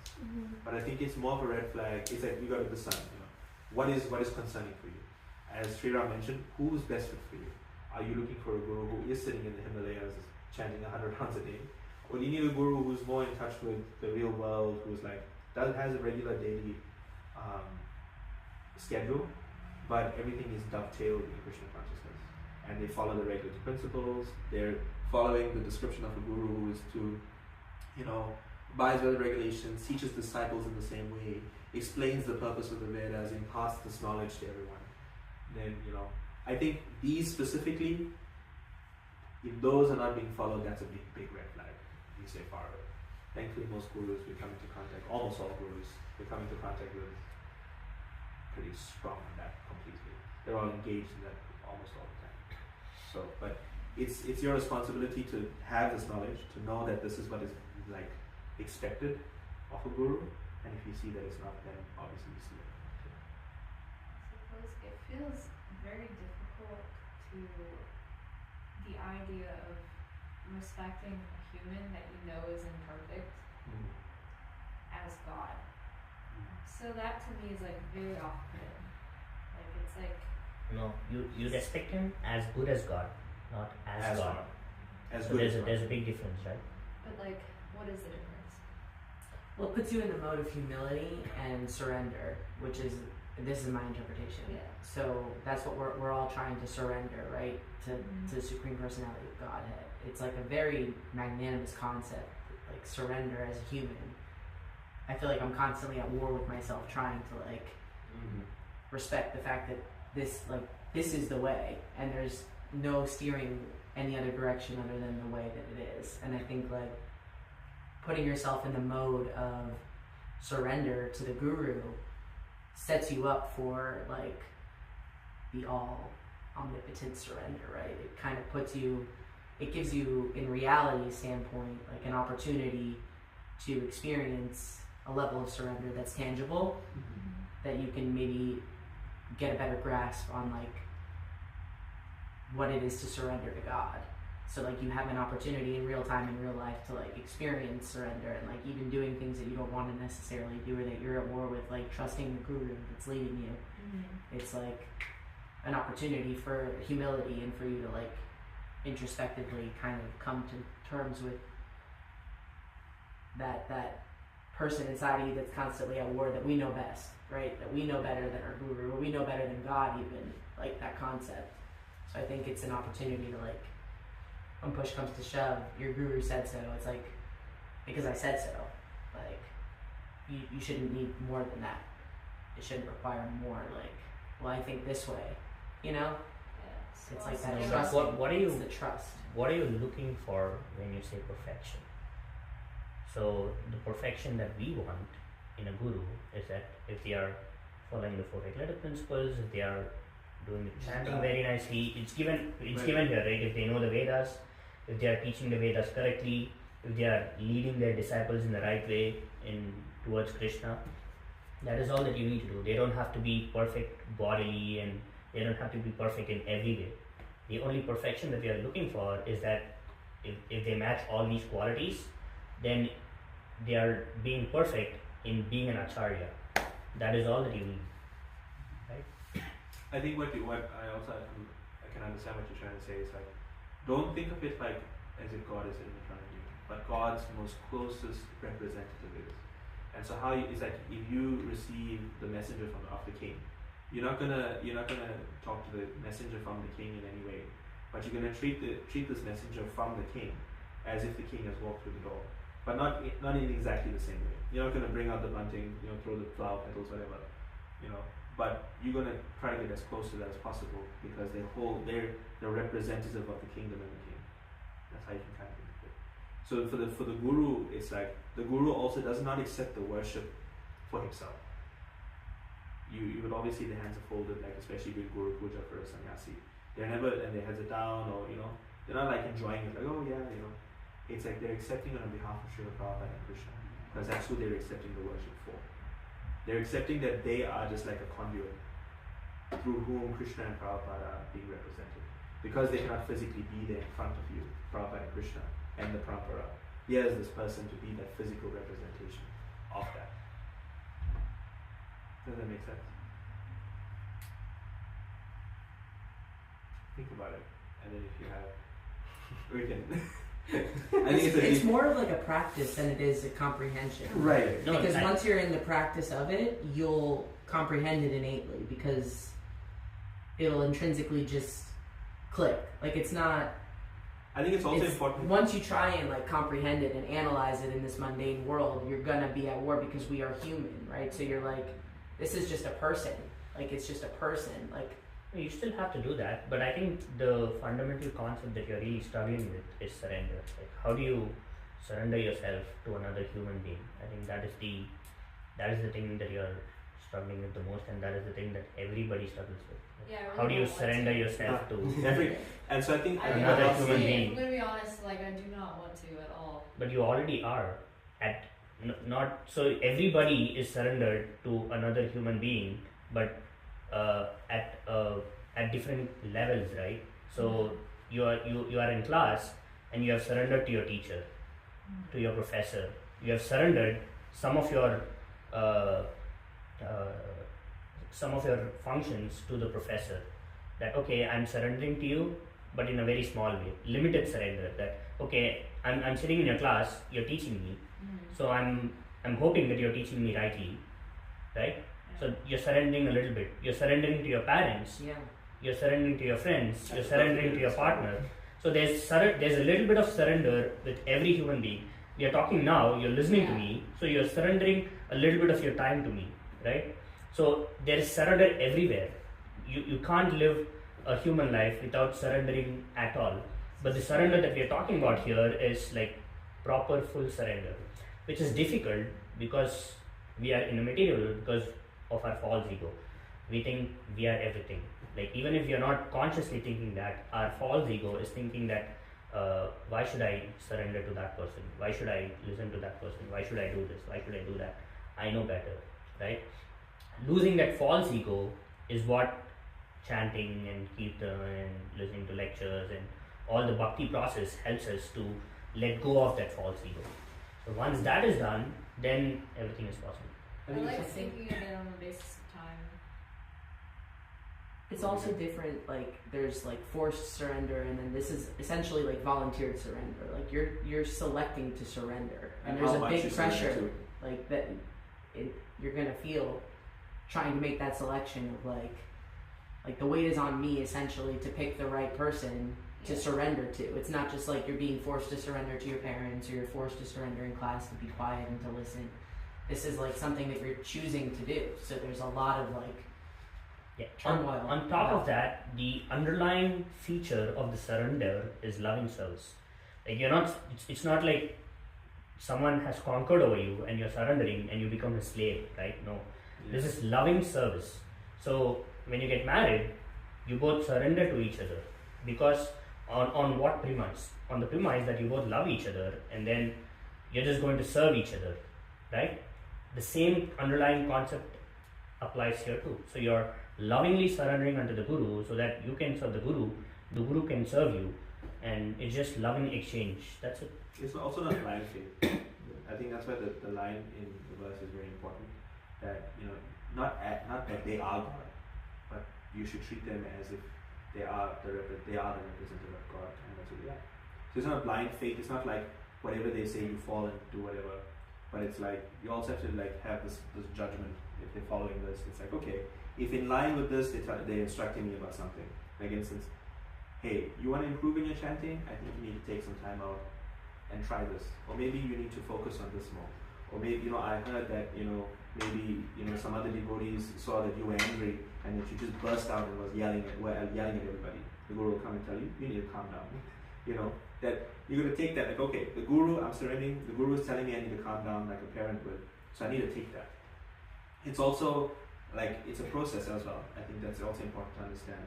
You don't just fully surrender overnight. It's kind of like slowly but surely I surrender my time, I surrender my energy to you so that it's like, I'm going to sit in your class and hear the Guru. I'm going to, in service, prepare a meal and dish it out, nicely as if it's your best guest. That's how it is. It's a slow process for some. Another big thing is, at least I had this. I was fiercely independent before, and then I was thinking, okay, what if I take initiation and then the Guru instructs me to do something that I don't like, that I don't want to do, right? So that was like a big fear for me. But once you take initiation, the Guru knows who you are. So that's the quality of a Guru, because he's the representative of Krishna. So the Guru actually knows what you are, what your position is, what your level of devotion is, what you're capable of, what you would like to do, what you would not like to do. You tell him? Her? You don't have to tell them. They just know. Yeah. They just know. Everybody who has taken initiation can say this because they've felt it. So you just sit in front of your Guru and it's like you're completely open to them. You're like an open book to them. So my Guru, I was so afraid that, okay, if I take initiation, and what if he tells me to do something like, no, you don't have to, you have to quit America and go to India and go to a village and do service, right? What if he tells me to do that? I don't want to do that. But then you go and sit in front of your Guru, and then he knows exactly what you're capable of, what you want to do, what you don't want to do. Yeah. He hasn't, the only instruction he has given me till now is chant nicely, that's it. So the Guru knows what you're capable of, what you want to do, and he wouldn't tell you to do something that's going against you, that'll take you away from Bhakti. Or expect you to behave in a way that is not in line with what is right for you, truly. If he's seeing that you're willing to go deeper and do the more, surrendered stuff, then he won't ask, he'll wait for you to do it and then encourage you to carry on. But I think Because Krishna's orchestrating all this. my brain is stuck in surrender as in war. Yes. No, yeah. And I'm like, I want to fight. Why would I surrender?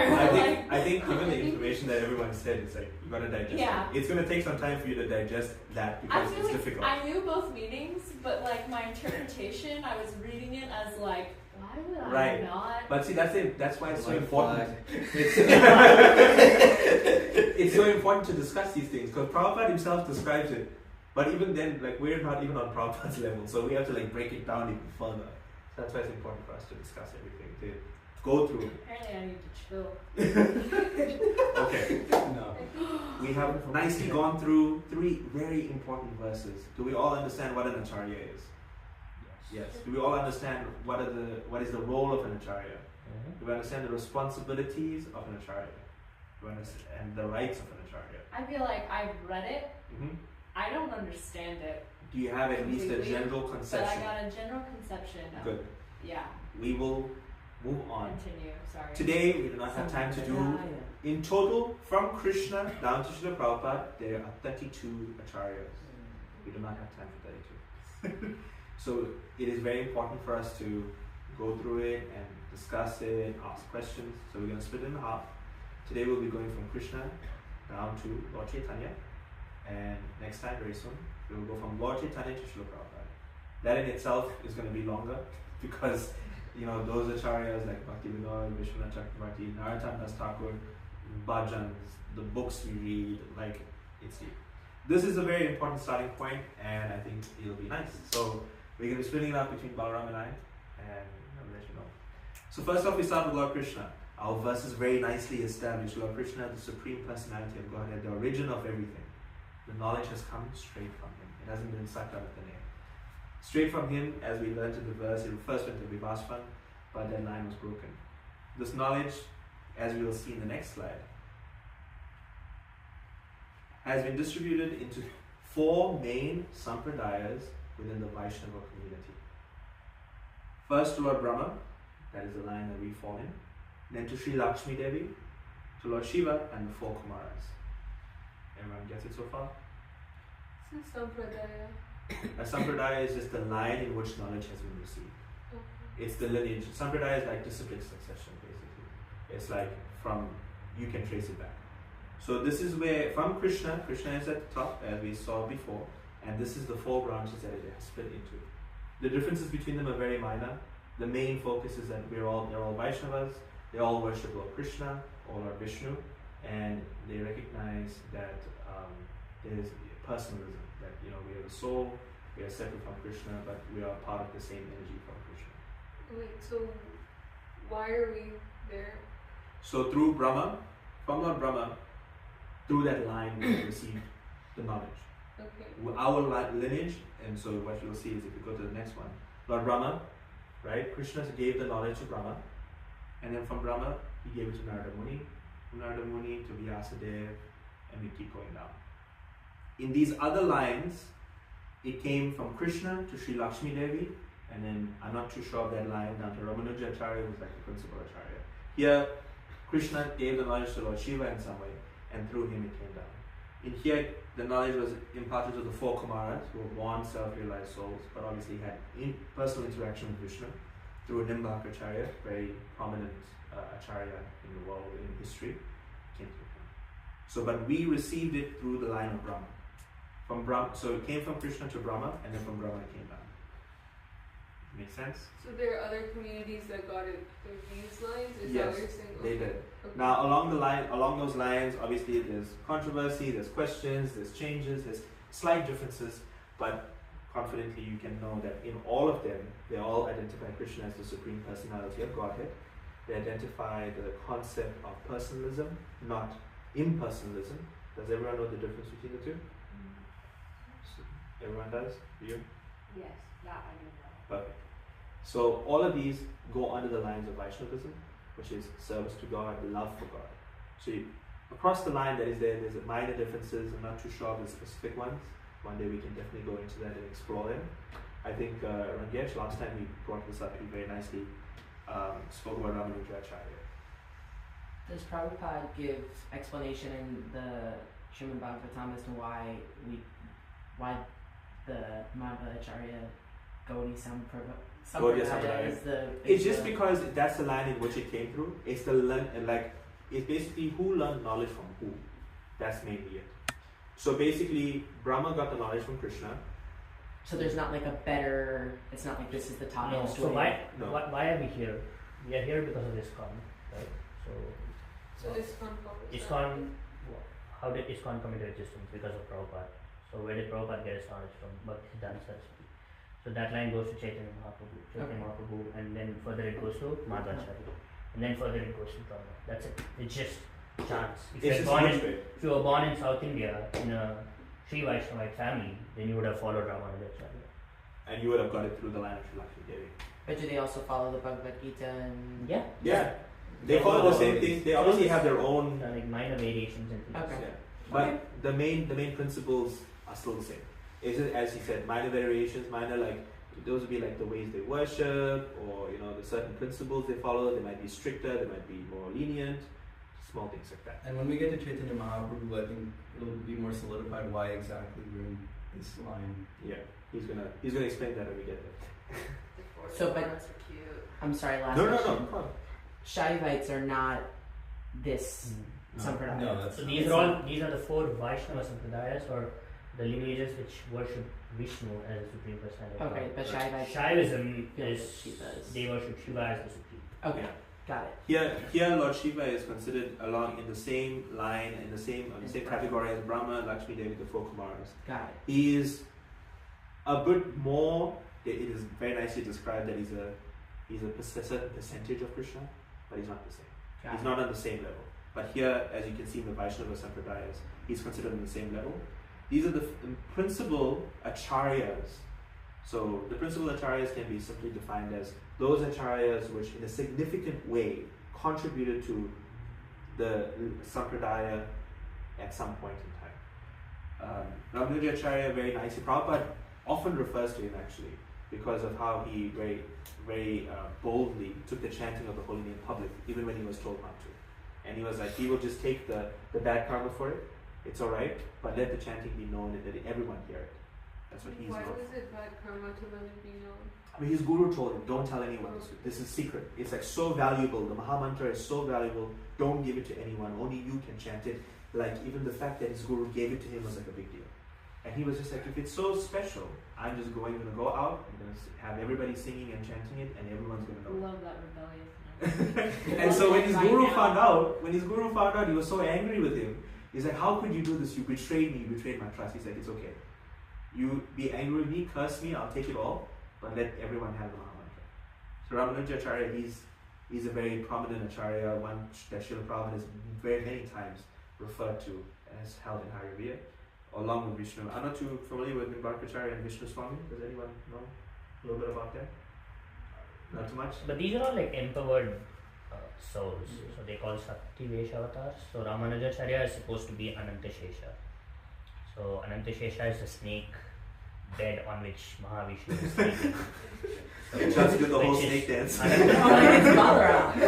Yes, Anantashesha is Balaram. So Ramanujacharya is supposed to be an Amsa of Anantashesha, which basically is an Amsa of Balaram. So Ramanujacharya is supposed to be Balaram himself.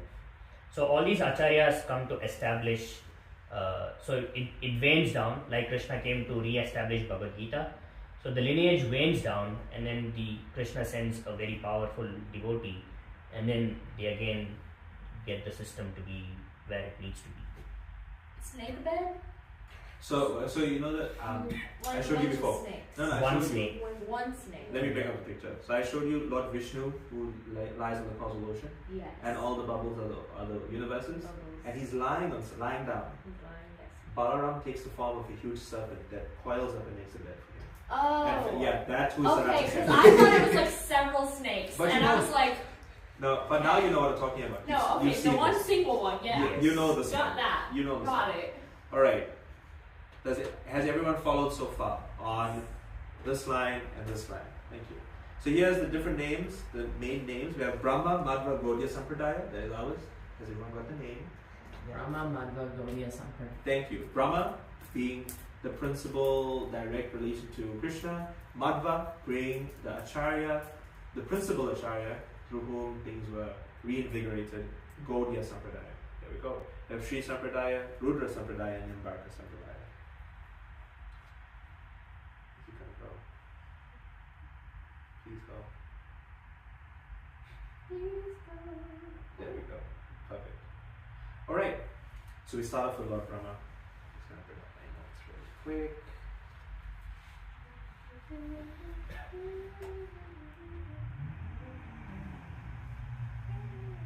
So Brahma is actually a title given to the lead engineer of the universe. He is the first being created.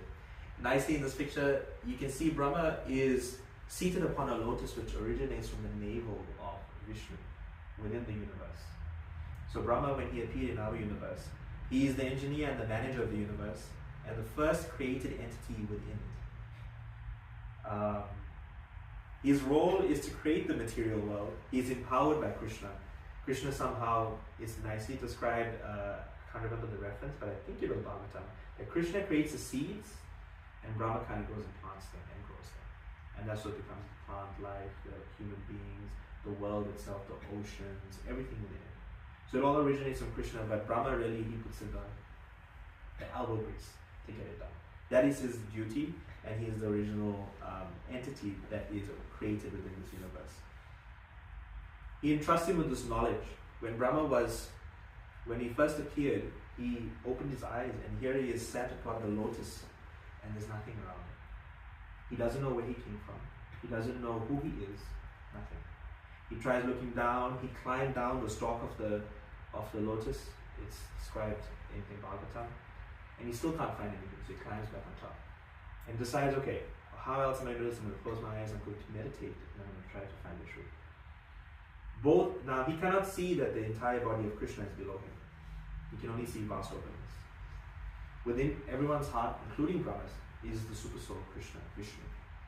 By meditating upon Krishna, Krishna from within the heart and from externally as Garbhodaksha Vishnu, imparted the knowledge of the Vedas, imparted the knowledge of the soul, everything to Brahma, and he became immediately self-realized.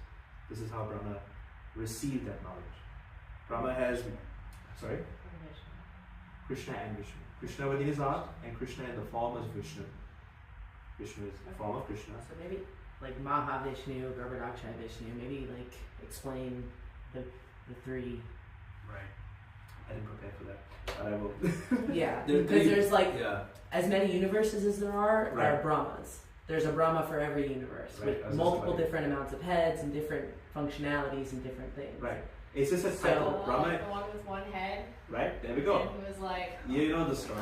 So Brahma, I was just about to get to this. So Brahma is just a title given to the being who's the first entity created in the universe, given the responsibility for maintaining it, for making everything happen, for creating everything. He's given the tools and he's meant to do the work.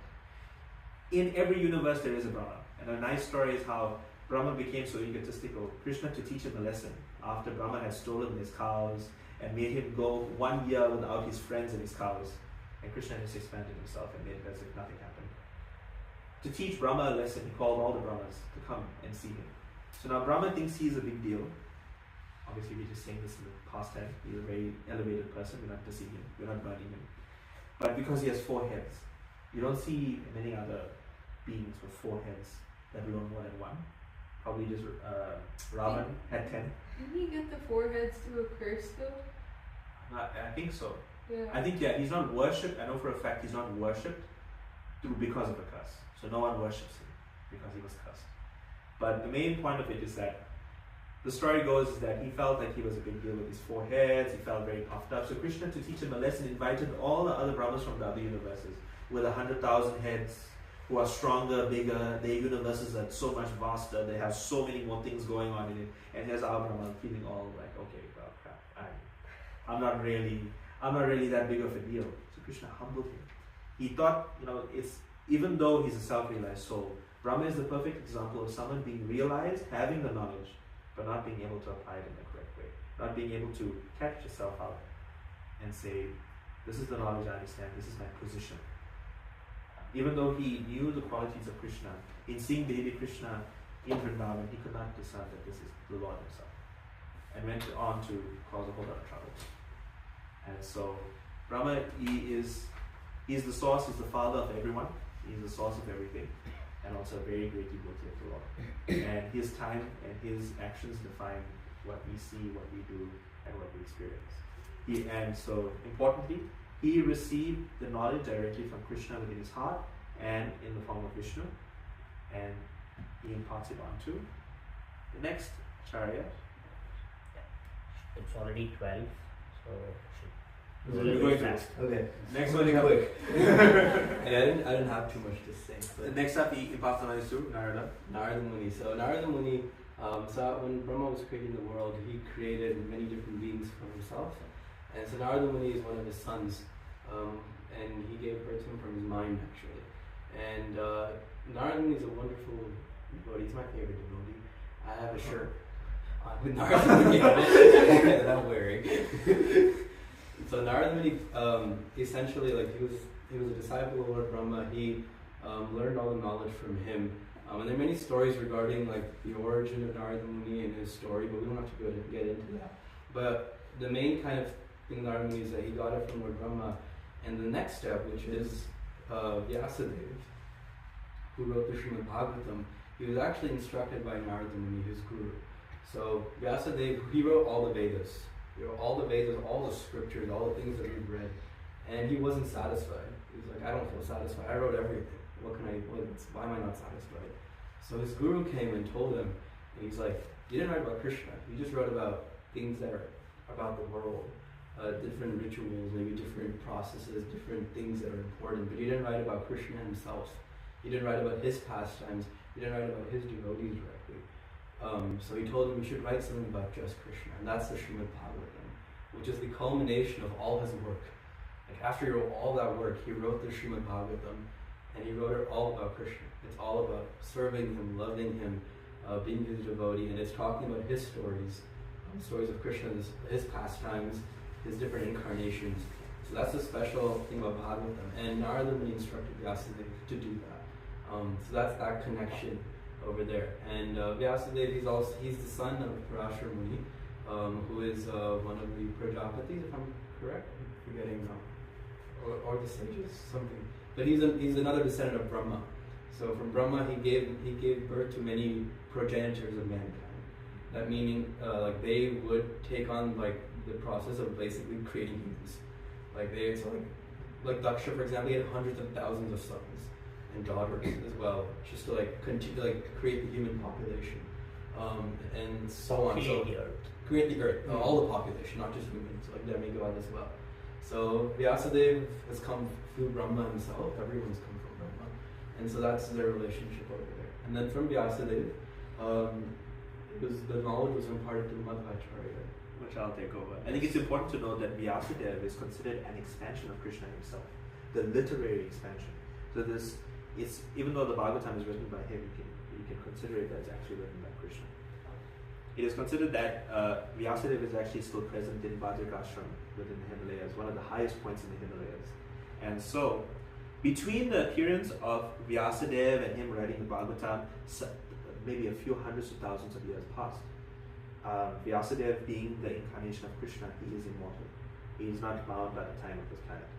So, Madhvacharya... Hundreds of thousands, few thousand. Yeah, I think it's a few thousand. Yeah. So it's been 5,000 years since the disappearance of Krishna. Right. And then Bhagavatam was written after the disappearance of Krishna. Right. So it's been about, so I would say, like 4,000 years until Bhagavatam between Vyasadeva and Madhvacharya. Yeah.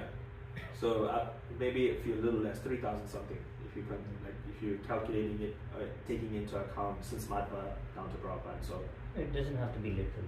Yeah. So it was written after it was all gloss and stuff. What are you talking about? Remember when you were like, the there's a Bhagavatam? succession and then it was Right. broken? Right. And Then then Krishna appeared 5,000 years ago. Krishna appeared on this earth 5,000 years ago. Okay. Spoke the Bhagavad Gita to Arjuna. Then he disappeared. Okay. They're separate. They're separate. Things. Bhagavad Gita is like the small one. Bhagavatam Bhagavatam is the full It's like set. the 18 books. It's So Bhagavatam 5,000 years ago it was the Bhagavad Gita? that was spoken to Arjuna. Both of them happened Around the same time. Contemporarily. They both happened around the same time. Around the same time. When Krishna disappeared, Vyasadeva, who we spoke about recently, he appeared, and as Balaram mentioned, he wrote the Bhagavatam. The The Bhagavatam, it Gita says is that like the Mahabharata with the battle of Kurukshetra. Right. Yeah, that's what the That's what the Gita is. is. So it's Krishna's It's like pretty simple. So advising Arjuna on the Bhagavad battlefield. Gita means song by Bhagavan. So Bhagavad Gita was spoken to Arjuna. So Krishna and Arjuna were talking, and that's Bhagavad Gita. So On the before- battlefield. on the battlefield. For like 45 it was minutes. not written and it was just like No. passed by individual people Yes. to Yes. each other. Or From- But as we saw, the individual people passing it were kind of And that was hundreds of thousands of years. Yes. So that Over was that time. hundreds and thousands of years. Woo woo woo. Right. And then this, Right. 5,000, where somebody was like, let's write it No, out. 5,000 is Krishna. Both Krishna and Vyasadeva. And so, Vyasadeva. so no. So Let me show you. Bhagavatam was not coming in. I mean, Bhagavatam was also coming in a disciplic section, but that could also have been lost.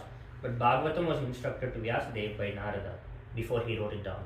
before he wrote it. And then his son basically distributed that Bhagavatam right after Krishna's. He gave it to Krishna's great grandson. Yes. Right. So Ram around Not Krishna's great grandson. Like nephew. Arjuna's grandson. Arjuna's grandson. correction. Okay, hold on. My timeline just got like really Okay. warped. So Narada is before Krishna, appeared on earth, Okay. right? Narada received the knowledge from Brahma. This is like hundreds of thousands of years prior. Probably millions. The beginning. Narada is a demigod who is not defined by time. Okay, not fun. Cool. Right. 5,000 years ago, Krishna appears. Okay. At the same time, around the same time, No, they were all living together. Vyasadeva, Krishna, Arjuna. They were all living Vyasadeva together appeared. at the same time. yeah, Like we are right in now. that same period, Vyasadeva appeared with Krishna 5,000 years ago. Oh. Krishna speaks the Bhagavad Gita. Vyasadeva writes the Bhagavatam. The knowledge of the Bhagavatam, right? Now, we're talking about both because those are the two principal pieces of knowledge within literature that we have. The Bhagavatam was known and was spoken. It was not written down. Oh, okay. Vyasadeva was an expansion of Krishna. His service was that, as Baba mentioned, he wasn't satisfied. Narada Muni, being the previous Acharya before him, instructed him, write the story, the pastimes of Krishna, serving Krishna, loving Krishna. And so he did that. At the same time, in that same period, Krishna spoke the Bhagavad Gita. So you got the two literatures 5,000 years ago, which appeared in a book form. Before that, the knowledge was just known, and then spoken, and then absorbed and known. Okay. But these are the two situations in which it was written down, recorded, put in a book form so that we can receive it in some way. Does that make sense now? So this is fairly recent. Yes, 5,000. Yes. So that was long. The knowledge is, and like, So the knowledge was pre-existing. but written down, recorded, where we can then receive it, 5,000. Got it now. Everyone following? My timeline is All right. okay. Time passed, and Vyasadeva, being immortal, remained in his ashram in Bhadrakashram. And even though the Bhagavatam was distributed, as you mentioned, to the grandson of Arjuna, the Bhagavad Gita was spoken, the knowledge was spread, still, once again, the sampradaya was kind of broken. The practice of Vaishnavism, practice of spirituality was lost in some way. And so then you come to Sri Madhvacharya. His appearance can be, it's a speculated date, but it's the closest we have. Prabhupada himself said it's speculated, but 1238 AD. And he was born in Udupi, in Karnataka in South India. And so from when he was a very young child, Madhvacharya was born very intelligent. He naturally understood the concepts of spirituality, of the soul, of Krishna, everything. And so there's many amazing stories surrounding him. He's believed to actually be an incarnation of Vayu, the wind god. And so which makes him a very, as Sriram mentioned before, when there's this decline, these significant personalities appear in forms of acharyas to then bring it back up. And Madhvacharya did exactly that. And so there's many amazing stories that kind of demonstrate that he's a special person. For instance, he was extremely strong, naturally. He was extremely tall. He's described in some places to be over 6'5", and to be this huge individual, naturally, like as though he works out like he's a bodybuilder, but does nothing like that. Extremely strong. When he was a child, there was a deadly snake that would come around his home village, and he killed it with his big foot on his left toe, big toe on his left foot, just on that, and killed the snake. Later on, when he was a sannyasi and he had his disciples, a tiger attacked his sannyasi, and he took on the tiger himself and sent the tiger running. And he was a very special individual. He was a renowned scholar, and at the age of 5 he received initiation, and at 12 he became a sannyasi. At age 12 he became a sannyasi. And he took the renounced order, and from the beginning of his life it was known that he's a special individual, that he had all these special qualities, and so being that young, there was reason that he did. So in that time, Shankaracharya, who was a very famous impersonalist, traveled the length and breadth of India and the surrounding areas, spreading the knowledge of impersonalism. And so Madhvacharya, he just appeared just after that, or just kind of towards the end of it. And when he took sannyas and grew a bit older, he himself traveled the length and breadth of India, and basically tackling this idea of impersonalism and spreading what is described here, and we also saw in the verse, where is it? Basically the concept that we are individuals, even though we have the same energy of Krishna, but we are still individual souls. We are of the same energy of Krishna, and even once we go back to Godhead or go to the heavenly planets, our individuality is still maintained. That is the main point that was a debate against the impersonalists. Yep.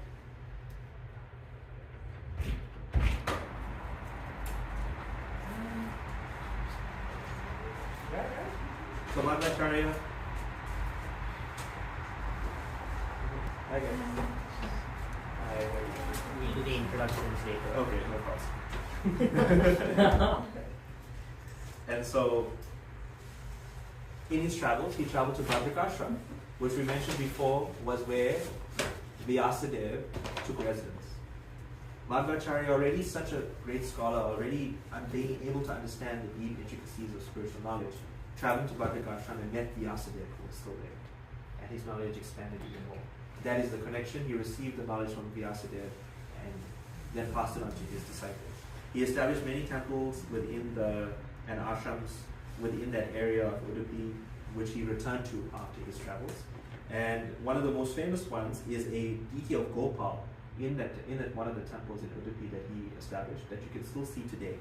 And a ship was going along the coast, and he noticed that there was a huge amount of rocks that they did not see, and waved them down and helped them dodge it.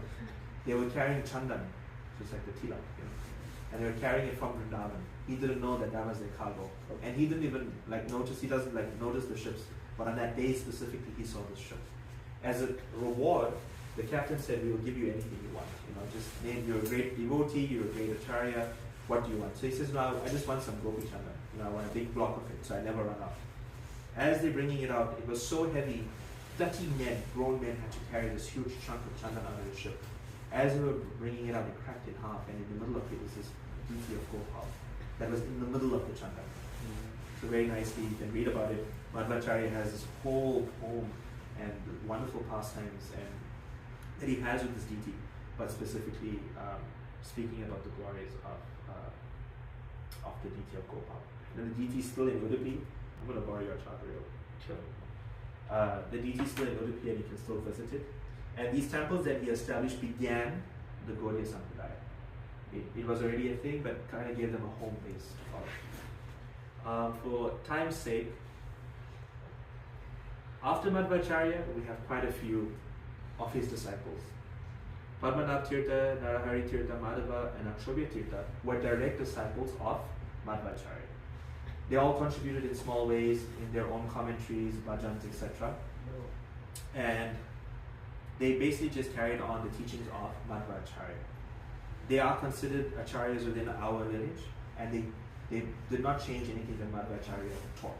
They had personal association with Madhvacharya while he was alive, and just simply carried on. They kept the temples going. They opened maybe 1 or 2 more temples in the area or surrounding areas, and slowly but surely carrying it on, it grew. Akshobhya Tirtha was the last direct disciple of Madhvacharya who lived.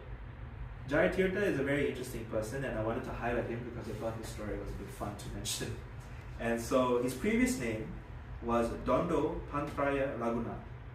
His father was a general of a certain area within one of the districts of Karnataka. So being the general at the time, he had his fort that he would, watch over, and he had the entire community around it that he was responsible for. So he was kind of like the king, but without the crown. And so here he is, Dondo Park. We're gonna call him Dondo Park because it's just a bit easier.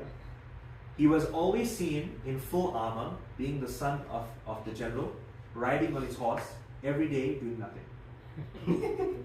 He'd ride around just looking at everybody. Oh, there's something to fight. No one to fight. There was no war. There was no battles to fight.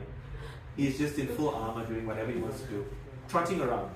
And he was famous for one thing in particular. Whenever it was time in the middle of the day to go and drink water from the river, he'd get off his horse in full armor, walk into the river till the river is at his mouth's level, and then only he would drink the water. And you could see it every day, and it'd be a spectacle. Because here's this huge guy with like the heaviest armor going into a flowing river till the water's right here, and then he's taking water in. So a bit of a weirdo if you ask me. So, and he was very much known for living a lavish life. He had 2 wives, multiple children. He lived in a palace, even though he wasn't a king, but he was living the life of a prince. So one day, he goes into the river, just like every other day patrolling for no reason, goes into the river, oh, so tired, goes into the river till the water comes to right here. And he's drinking the water. And everyone's watching him, his soldiers on the bank. Across the river is Akshobhya Tirtha, the current acharya at the time. he's sitting under a tree and he's meditating, chanting, reading, and he sees this funny sight of a full armored man getting into a river to drink water instead of just being normal and taking it in your hand or in a cup or something, and laughs at him and says, "Oh, you drink water just like a bullock, like a cow." And so it said in certain places that Trivitirtha is like empowered acharya, so it kind of like set off a spark within Jayatirtha, who was Dondopart's mind. Immediately he had this flashback. In his previous life, he was the bullock, the bull, that would pull the cart that carried the books and the paraphernalia of Madhvacharya. And in many stories, you can hear how Madhvacharya would go and speak in these large halls, large gatherings, and he would tell them, "Oh, I'm telling you all this, but you don't perceive it, you don't listen. I keep telling you, but you'll ask the same questions every time. My bullock, he understands things better. Whenever I speak, his ears go up, he looks at me, and he understands." In that moment, Jayatirtha, who was Nandopart in his full armor in the river, being reminded that he drinks water like a bullock, remembered his past life. And in the process, remembered hearing everything that Madhvacharya said. He remembered all the principles. And in this flash of a moment, just like Shobhyatirtha laughing at him and saying, "Oh, you drink water like a bullock," he remembered that he was Madhvacharya's bullock. And immediately, from being this puffed up, selfish person, immediately ran, waded through the water and immediately fell to the ground, asking Shobhyatirtha, "Please, who are you? I don't know who you are, but I want you to be my guru. I want you to take me as your disciple immediately." And so he told Akshobhya that, "This is what I remember, this is what I know." And once he started describing the intricate details of the spiritual practices and knowledge, immediately he understood that there's only one way he's going to know this, if it's true, and took it very seriously. Jayatirtha, Akshobhya, he was quite elderly at the time. He dedicated the rest of his time to making sure that Jayatirtha, which was the name that Dondopar took at the time, that he would become the perfect Vaishnava. He spent a few decades doing that. He just dedicated his time specifically to Jayatirtha. And Jayatirtha, he has many literary additions to our Sampradaya, many things that he contributed with, and quite a fun story. What a turnaround. And he became the Acharya after that. From being this person who was so absorbed in material life to remembering the bullock and becoming the Acharya. It's a very nice story. We then have his disciple, Janana Sindhu Tirtha. And then we have a bit of a longer line. Dayanidhi and Vidyanidhi and Rajendra, they were all disciples of Jayatirtha. And Jayadharma and Purushottama, and they were disciples of Vidyanidhi or Dayanidhi. Brahmanya Tirtha was Jayadharma's disciple. And then we get to the next interesting story, which is Vyasa Tirtha. I thought it was a very nice story to tell. Vyasa Tirtha's parents, at this time, the Gaudiya Sampradaya was quite big, had many people who were following it, and the parents of Vyasa Tirtha were disciples of the previous Acharya, Brahmanya Tirtha. So they could not have children. And so when they met Brahmanya Tirtha, they told him, we can't have kids, is there anything you can do? So Brahmanya Tirtha very nicely, I'll pray for you, I bless you, I give you my blessings, you'll have children. Within a space of 2 years, they had 2 boys and 1 girl. And so he promised Brahmanya Tirtha that he'll give his second son to him. And so I was explaining to Jen, it's quite a normal thing. You dedicate one of your children to attaining Krishna, and you gain that benefit. It's kind of like cheating the system. It's kind of like cheating the system. You go to Krishna, and then 10 generations before, 10 generations after will follow you. So become an engineer and take care of me. there you go. This is a bit more higher than that though. So Vyasa Tirtha, he was a boy. He was a young boy. He was around 10 years old when this happened. Where Brahmanya Tirtha came and begging alms, and he had promised Purushottama, that he would give his son to the ashram. Purushottama had passed away. Brahmanya Tirtha became the Acharya, and he knew Brahmanya Tirtha, but didn't directly tell him because of your guru's blessings, I had children. So in Vyasa Tirtha, trying to be a good example to his children, said, okay, I'm going to do my best to follow this, and very heavy heart, I'm going to give this boy away. Now obviously Vyasatirtha, he doesn't want to go, he doesn't want to leave his parents. 10-year-old boy. He was also very intelligent, very scholarly. He learned how to read and write in record time. He was able to be this amazing student in school. He came home after a certain amount of time and would even at home study the scriptures alone without any direction, and he would understand it perfectly. At the age of 10 is when Brahmanya Tirtha came asking for alms, and he said, I want your son.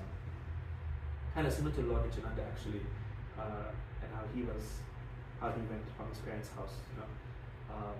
So Vyasatirtha gets on the cart. He's like, okay, I'm going to follow my parents' instruction. Gets on the cart, and as he's going, it's getting worse. Like he's missing home. He doesn't want to be there.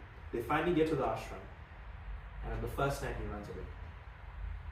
Now they've already traveled many days to get to the ashram, and he runs into the forest. He has to sleep in the forest on the first night. In the middle of the night, he has a dream, and Krishna appears in his dream as if he's standing in the forest. And asks him, like, what's your problem? This is your dharma. This is your destiny. You were taken to this ashram for a reason. Vyasatirtha tells Krishna in his dream, I don't believe you. You have to tell me exactly why it is that I'm meant to be taken to this ashram, what's my purpose, and then maybe I'll go back. And so Krishna details his entire life for him, then and there.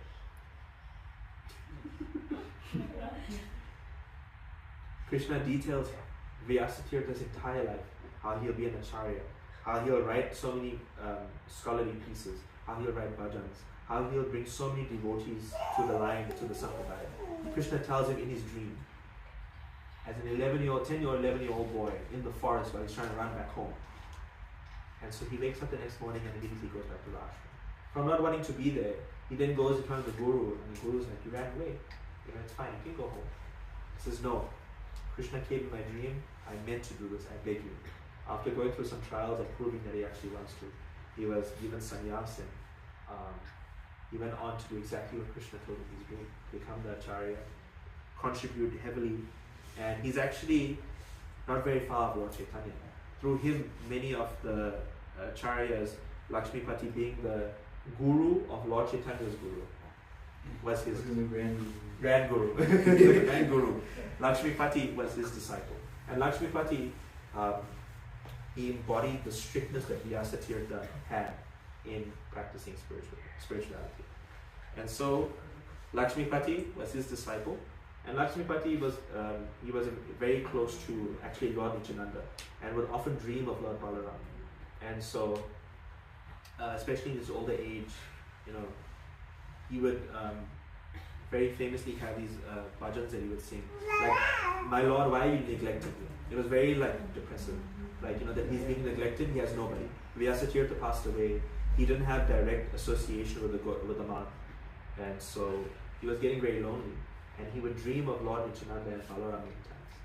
And so around that time, it was Lord Chaitanya, he had a dream. Balaram came to him and told him, wake up, the Lord Krishna is appearing as Lord Chaitanya, and I am appearing as Lord Nityananda. Go in the marketplace tomorrow, and you'll see a young man with his head covered. Go to him and make sure that he's okay. Go and serve him. So Lakshmipati is like, okay, I dreamed about Balaram again, I'm going to do it. He goes into the marketplace, and he sees this boy. There's only one, and he knows it. When he pulls him around, he sees the face of Lord Balaram and loses his mind. He falls on the ground and faints because he's like, am I dreaming? Am I going crazy?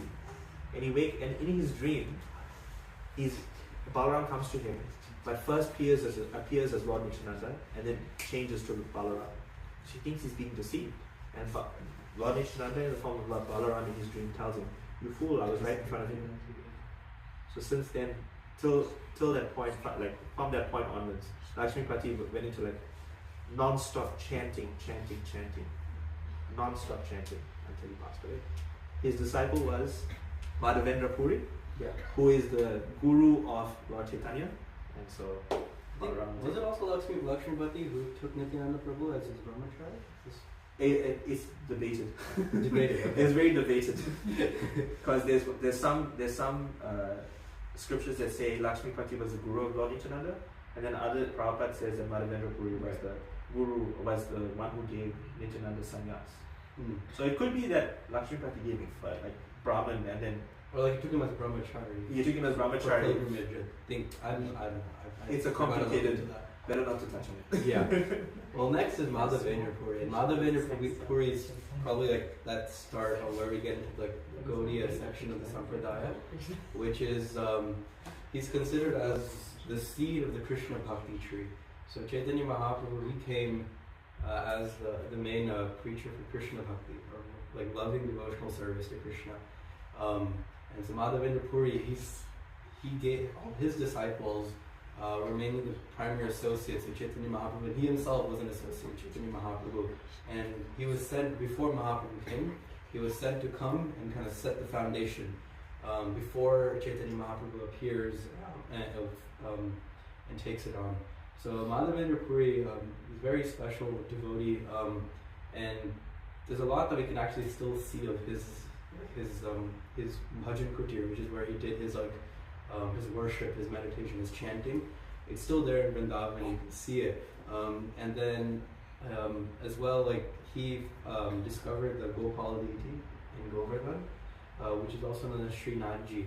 And he would dearly worship that deity on top of Govardhan. So you can still see that temple there, though the deity has been moved because of different invasions coming. So now it's in Gujarat somewhere, I think, near Dwarka or somewhere. Not Dwara. Not Dwara, yeah. Yeah, so it's in Gujarat now, but that's his deity, and he has many different pastimes with Gopal. One of the most famous ones is when he went to get sandalwood for Gopal, and that's where the Kirichora Gopinath pastime happens. Where on the way, he sees a Gopinath temple, and he stays the night over there, and then he sees they're making some really nice kheer for Gopinath.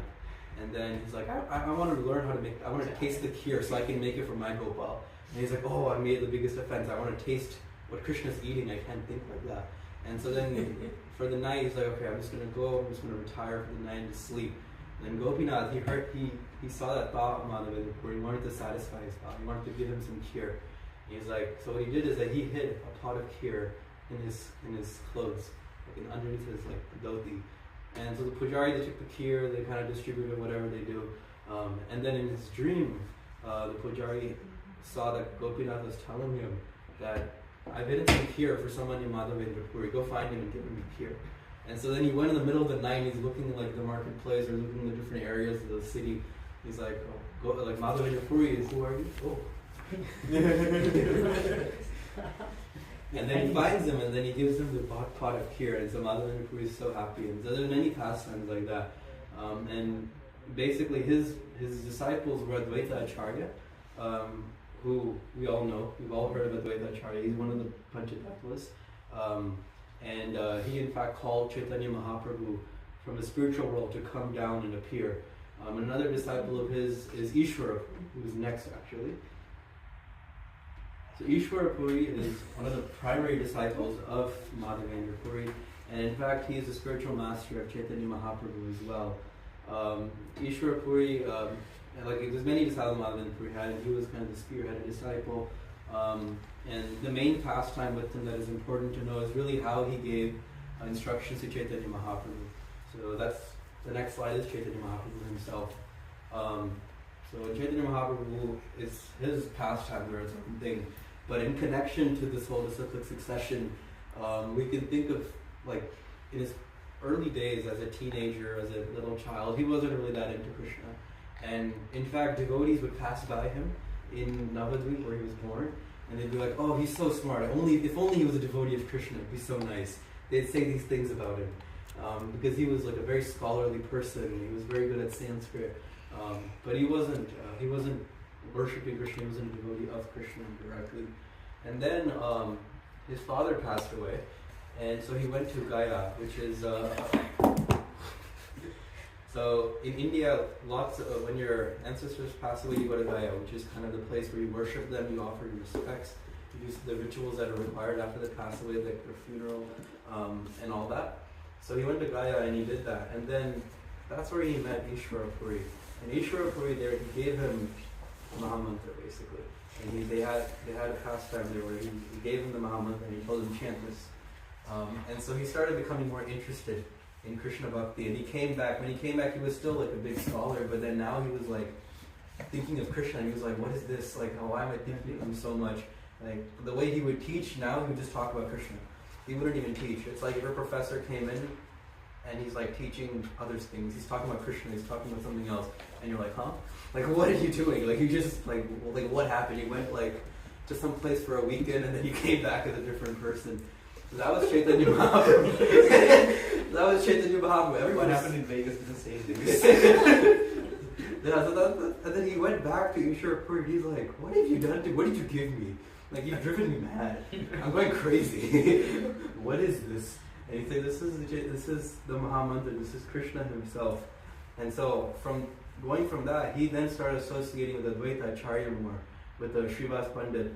And they used to have Sankirtan in the night, all night long. They would just chant in a small room. And that room, you can still see that room in Mayapur. Srivas Sangan. In Srivas Pandit's house, they would all chant the whole night. They would just do Harinam. And then from then on, it just kept going, and that expanded into full-scale Harinam as we see it, where they went and did Sankirtan. And as we know, that's the Sankirtan movement that we have. So that kept going on. And so Chaitanya Mahaprabhu, he started that. And the main, I think going back to Chelsea's question at the beginning, like what's special about the Brahmamatra Gaudiya Sampradaya? And the main thing is because there's Chaitanya Mahaprabhu in it. And the reason he came to this earth was to propagate loving devotional service to Krishna. And that's something that actually was never offered by anyone before. No one gave that to anyone. It was always hidden. And the first time we could ever see it was when Krishna came. Because when Krishna came, he came in Vrindavan. And all the devotees there loved him in that way. They loved him as their son, as their friend, as their lover, as his servant. So that's kind of what's so that these mellows were introduced in Lord Krishna's Vrindavan pastimes, and then Chaitanya Mahaprabhu came and he again brought that forward, and he said, by loving devotional service, by chanting the holy name, by serving him, you can also reach that stage, which is actually the highest stage of Krishna Bhakti.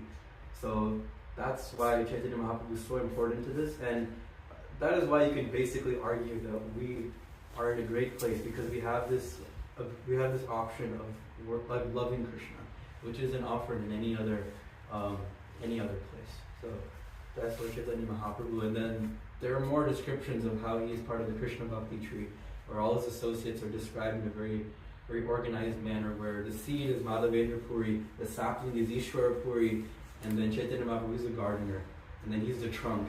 And that tree, you know how like a tree usually has two big branches at the bottom? Same here, and that's Advaita Acharya and Nityananda Prabhu. And it goes on, all the associates are in it. So that's for another day, but that's Lord Chaitanya Mahaprabhu and how he's connected to this whole disciplic succession. We'll pick up from there next Yes. time when we're going in depth. I think it's also important to realize, the important point is that Lord Chaitanya is Krishna himself, appearing as a devotee. The main part is that the free chanting and propagation of the holy name is what Lord Chaitanya brought into the Sampradaya. As we mentioned before, it was more hidden. We mentioned at the beginning with Ramanuja Acharya. He kind of did the same thing, but to a small group of people. But even then, it was like chanting japa, like this is like in the streets, music, like making it something joyful, in loving the service of Krishna, chanting loudly. And I always like to get about Shiva Sangha. Kind of reminds me of when you have Kirtan festivals, go all night, like how you do in Shiva Sangha. So to end off, I thought it would be nice for us to just go through the names, so at least we have a visualization of who comes after Lord Chaitanya Das Srila Prabhupada. And next time we meet, the next topic shall be from Lord Chaitanya Das Prabhupada. So after Lord Chaitanya, we have Rupa Sanatana and Swarupa, mainly the 6 Goswamis, who carry on the teachings of Lord Chaitanya. We then have Raghunath and Jiva Goswami. We have Krishna Das Kaviraj, who many literary contributions to the Sampradaya, many of which Prabhupada almost quotes every single second verse or something in Bhagavatam. Notable one being Chaitanya Charitamrita. And Charitamrita, right. The Chaitanya Charitamrita. Narottam Das Thakur, we sing most of his bhajans. We then have Vishwanath Chakravarti Thakur, and then comes a bit more of our recent history, which is Jagannath Das Babaji. We have Bhakti Vinod Thakur, a very, very important part of our Sampradaya, more recent history. We also sing many of his bhajans, hear a lot of his writings as well. His poems are very famous. We then have Gorakishore Das Babaji. And all from Bhakti Vinod and Jagannath Das Babaji, this you can attribute it to the past 200 years somewhat. And then we have Bhakti Siddhanta Saraswati Thakur, who is the guru of Srila Prabhupada. He also is called the Lion Preacher. A lot of progress made under him. And then of course we have Srila Prabhupada, who we are directly connected to. So from Lord Chaitanya down to Prabhupada, we can go in depth. Really, there's a lot to cover. So I hope that everyone learned something. I hope that everyone will refresh their knowledge. I hope that learning about the Sampradaya is interesting. It is a very important topic. We should know where our knowledge comes from, and we should know why it's important. And we should also know how important it is for us to take advantage of it and learn it, and also appreciate those that came before and what they did to bring it to us today. Wonderful. A wonderful discussion. Hari Bol. Hari Bol. So, do you guys want to break for Prasadam and then do Kirtan? It's already 12:45. Less than Everyone is hungry. Let's break for Prasadam and then have Kirtan. Huh? So give me like 5 minutes to be after. Hopefully everything is good. This is the first time I'm cooking for so many people. It's gonna be great. Jinx. Husband over here. Oh, that baby took off over there. Started eating it. I was like, oh no. Don't shock yourself. That, yeah. There's lots of bacteria on it. I think that was a college lecture style. Like you gotta come in and like absorb. I feel like I learned a lot. I feel a lot better. I learned a lot too. I was like, I'll whoa. probably forget half of it Yeah. in 2 weeks, but right now I didn't know much about like Jaya Tirtha and Vyasa Tirtha. I didn't know anything about I them. don't know. I've And never then there's heard like of them. yeah. the other ones in between, like they're through their influence of whole cities were established that were like centered around like spiritual worship, and then like they got invaded, and then but then they fought them off, and like some of them got murdered, and then it's like Just casually. It's like as in the little city, they got murdered. yeah, and then like these acharyas are like going with weapons, they're ready to fight and stuff. It's hectic. It's like a whole thing. But yeah, the horse guy with the arm is the funniest. I have to say, this guy walking into the river like water right here and drinking. And then I know some people that could totally do that. That's what's funny. That's what's funny about it. Like I actually know people who would do that if they want to like calm down a bit. Yeah, They would really do it. intense. Like, What was funny is that he had water is the secret to my success. He was an empowered acharya, and so when he went home, he went and he was like, no, I'm just gonna stay with Akshobhya, and the guy who like told him he's a bullock. And so he stayed with him overnight, like for 2 nights, and his father, the general, came and took him away. So he's like, how am I gonna get out of this? So he what are the 2 empty bowls? he hid inside the There closet. is extra books. He's like, Krishna, I tried. You can choose what you want from these. One holds the Or else I need to remove the bowl and keep them someplace safe. It's just easier to Right. let them be. Yeah, just like, you figure out what you want for this one. Just Jaya Tirtha was saying, was trying to figure out how to get out of the marriage. Imagine they had some Yeah. sweets and desserts and Yeah, I like that thought. It's okay. I like that. I mean, we actually have gulab jamun, but it's store bought, so I don't want to. oh my god, is that like your little cat? That is brilliant. That is very Wow. smart. Nice. That is very smart. That's what I need to do. He put snakes on the bed, and his wife came in to meet him. I was like, oh, we need to like seduce him to bring him back home. So he doesn't go back to the guru. And so he like hid behind the bed or under the bed, and he spoke as if he was the snakes. they got so creeped out, they ran out and called his father. The father came and thought that, no, my son turned into a snake, he's going to turn back into human now. He's like, okay, you can go with the guru. And that's how he left home and became an acharya. What are these stories? Hectic, man. Hectic. But then it's nice because Jaya Tirtha, he wrote a lot of stuff. Alexa, set a timer for 5 minutes. 5 minutes, starting now. Whoa, okay. Where are these speakers? It's a lot louder than just that. That's loud, man. Is it echo from somewhere else too? No, That's it's surround full sound. volume and it's a small. If only Jaya Tirtha had Alexa. Alexa, play snake sounds. I'm having trouble hearing. Can you say that again? Alexa, play snake sound. Oh God, no. Okay, Very here's some new inauspicious. visuals. World anthem, the national anthem. For which Of country? South Africa. This vuvuzela and snakes. Please try. Play the anthem of United States. No, cancel. Alexa, cancel.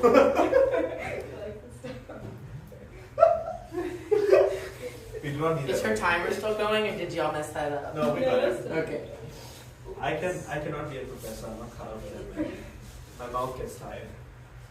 Balaram, you can take over. Yeah, I'm more like research. That took a lot of research though. It's hard to find information on them.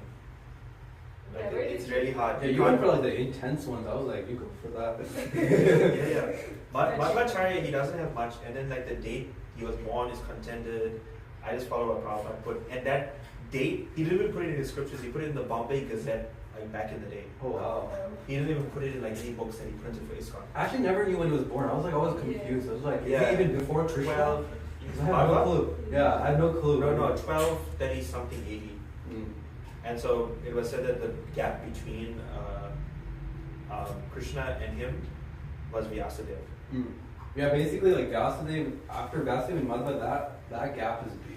But there's also like, they don't count them in the Sampradaya, and I read about it. There's individuals who carry the knowledge on. I'm sure. Like they were like propagating acharyas kind of thing. Right. But they don't count them because they weren't part of like the Gaudiya Sampradaya. They were just Sampradaya in general. It's interesting like how everything needed to have been written down because like otherwise it was passed down orally, right? Yeah, but then also think about it, it's like, you're talking about like Arjuna, you're talking about like Krishna, Exactly. Brahma. But like the change in like the past 5,000 years has been so much compared to like how much they could. How you can retain Yeah, knowledge. exactly. Yeah, that is Like true. it's like it was like something like this and then Like you could remember everything and now we can't even like read the book. The Iliad and the Odyssey, like how like the Greek, what do they call it? The people in the bars that would like recount like the whole story. Like they just knew it. And like then you look at like the size of it, and then you're just like they do Knew that it, man. entire They thing, knew the entire thing. and that's even more basic. So Right. it's like we're stupid. No, and then like they used to have like the Lincoln Douglas debates too, right? Where they just go on for like 7 hours and people would watch them and retain everything. Like that wasn't even too long ago, and like now And that now stuff doesn't even happen You at all. can't sit in a lecture longer than 30 minutes Yeah, without losing exactly. information. When there's a baby, because then my I was like, oh, the baby. Oh my god, please. I was out. yeah. Yeah. And then the first time she looked at, I think she looked at Vidya and she was like, Yeah, and then she looked at me like that, and then I was like, No, it's so funny like the way it changed. expression She changes was completely. She was this and like she's smiling. and then Chessie, of course, she's like, No, she did that to me too. oh, okay, because I turned and she was I like, thought it was just you and I. And then And she I goes- understood that. I was like, okay, which one of these are not like the other? Actually, we were too fanatical. We were initiating her right then and there for going to the TV and touching Krishna. I was loving that. That was fantastic. I'm like, okay, initiated now. That was beautiful. So in that picture of Madhvacharya, there was like Krishna. And so he would have like premonitions of seeing Krishna coming and giving him knowledge. no, but on the right and on the left. On the right, Madhva? yeah, I believe it was on Madhvacharya. Yeah, Are you talking about the like one next to with his the- throne, it had like a person stamping their foot on oh, like that's not another true. I was like, what is person that? on the left, and then the right one was something I knew. I couldn't remember what the pastime. It was Narsimha. Yeah. Wait. Madhva? Yeah. Yeah, there was like the Next to his throne so on the when left. He started saying things Oh, about I was like space. thinking, was that like Lord I Varaha? pumped it Not out. Varaha. What's Oh, the one where he like, took the takes 3 steps? Yeah. And then he smashes. Yeah. The dwarf. Vamana, what was Vamana, it? Vamana. Vamana. Not Varaha. I've got it here. One second. Wait, isn't Vamana an avatar of Vishnu? Yeah. How can you have the picture, man? Oh, this is Ramanujacharya. Sorry. It's just a depiction. That's the 10. That's interesting. Like, I don't have any of those. Alexa, stop. You know what I'm talking about? You don't know how many ants I've got. Thank you. I'd be afraid she'd like wake me up in my sleep. Oh, wait, sorry. I've never had an Alexa and I will not have it. The time we Yeah. So what you're seeing right there is deities. We had it in our old. So like he worships Ishigami Oh, I and never saw the top Bhavana. part of it. Yeah. So it's like showing that through him, like he worships the incarnations of Krishna and stuff. Wait, where's the No, this is what I'm The telling. little statue. Yeah. Bhavana. That is Stepping on Bali's head. Oh, yeah. That's what Bali's he head, did. that's what Stepping Oh, on Bali's God, head. how did you notice that? Well, it was the big. video. It was the really picture big. was. Yeah, and I had cropped just that, so that's gonna be pretty clear. Yeah. But then, yeah, you can see the top. It's like It's been showing all 5 the minutes. incarnations of Has Krishna. it? Yeah. Here on, it's been 5. Yeah, you can take it. Did you take it out?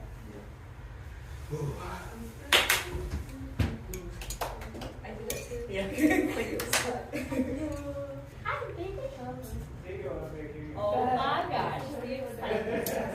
How old is she? Tomorrow she's going to be 1. Oh, wow, what a celebration. What a celebration. Yeah. You've been for a Hey, guys. year. One whole year. Hey guys, before we do Kirtan, we're gonna do a video call and wish Rangesh a happy birthday It's his birthday? today. Oh my God. He's in Pittsburgh. Today, like, What's in Pittsburgh? His cousins. Okay. I ran into him at Krishna Life randomly. He was leaving and I was coming. I mean, he was coming and I was going. Don't out it like that. Is that a bad thing? Whoops. Alright. I was like, when did you get back? He's like 2 weeks ago. Okay, hi. When? Not last week, but the week prior. Oh yeah, last week he left for Pittsburgh. He was going to spend time with them. I think it's just like 3 of his cousins, and one of them is married. So like he just goes and spends time with them. And they don't have family here either, and they can't really leave the states because Just a coffee. Just All right. what they said. Shy. You guys go first. Yeah. Oh, my legs. Goddamn. Oh. Waiting for Some kind of juices. Thank you. The whole feast. Awesome, you guys Basket. You hit the jackpot there. None of it. I can't do anything, so I have to give it away. I mean, any of that. Yeah, it's, my work anniversary was last week, so work is That's nice. Very good. Is it not vegan? I don't think. So I can, so I got into chocolates, And all of the cookies, I don't think they are vegan. You need that. You're good. No, I don't eat chocolate. Anyone here wants to? Where's Hungary? Hungary. That's in South Cali. Wait. Like I've been to like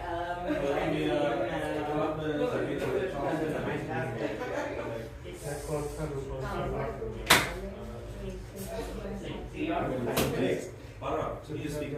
Huh? You speak. Me? Yeah.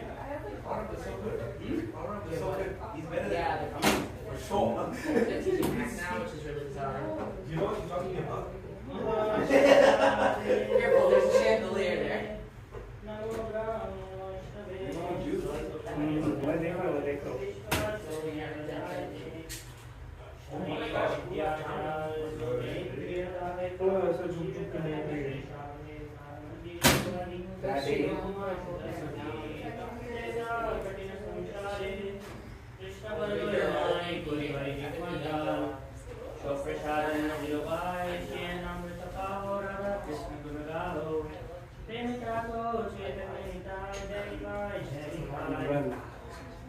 Is it edible? Nitya? It's really good. It's good? Yeah. Okay. Thank You don't you. have to. No, I'm Being serious. honest, okay. Yeah. A lot. A lot. Hi. Mana. It's very good. High five, It's Babu. very good. It's good? Yeah. High five, High Babu. five. Same. Babu, high five, Babu. High five, Babu. This juice is my Christian. On his shoes. So cute. I've been Oh, I missed the goulash. I'll be like Barbara. Yeah, already open and shaken all the juice. Oh, okay, that makes sense. I'm trying to put the syrup We're live. And the first time I pour it. Wait, is it still on? You don't want to order that. The live stream? No. I don't know, it's on the computer. Yeah, I see on the screen. That's what I was like. I'm like, nope, I'll sit right back here.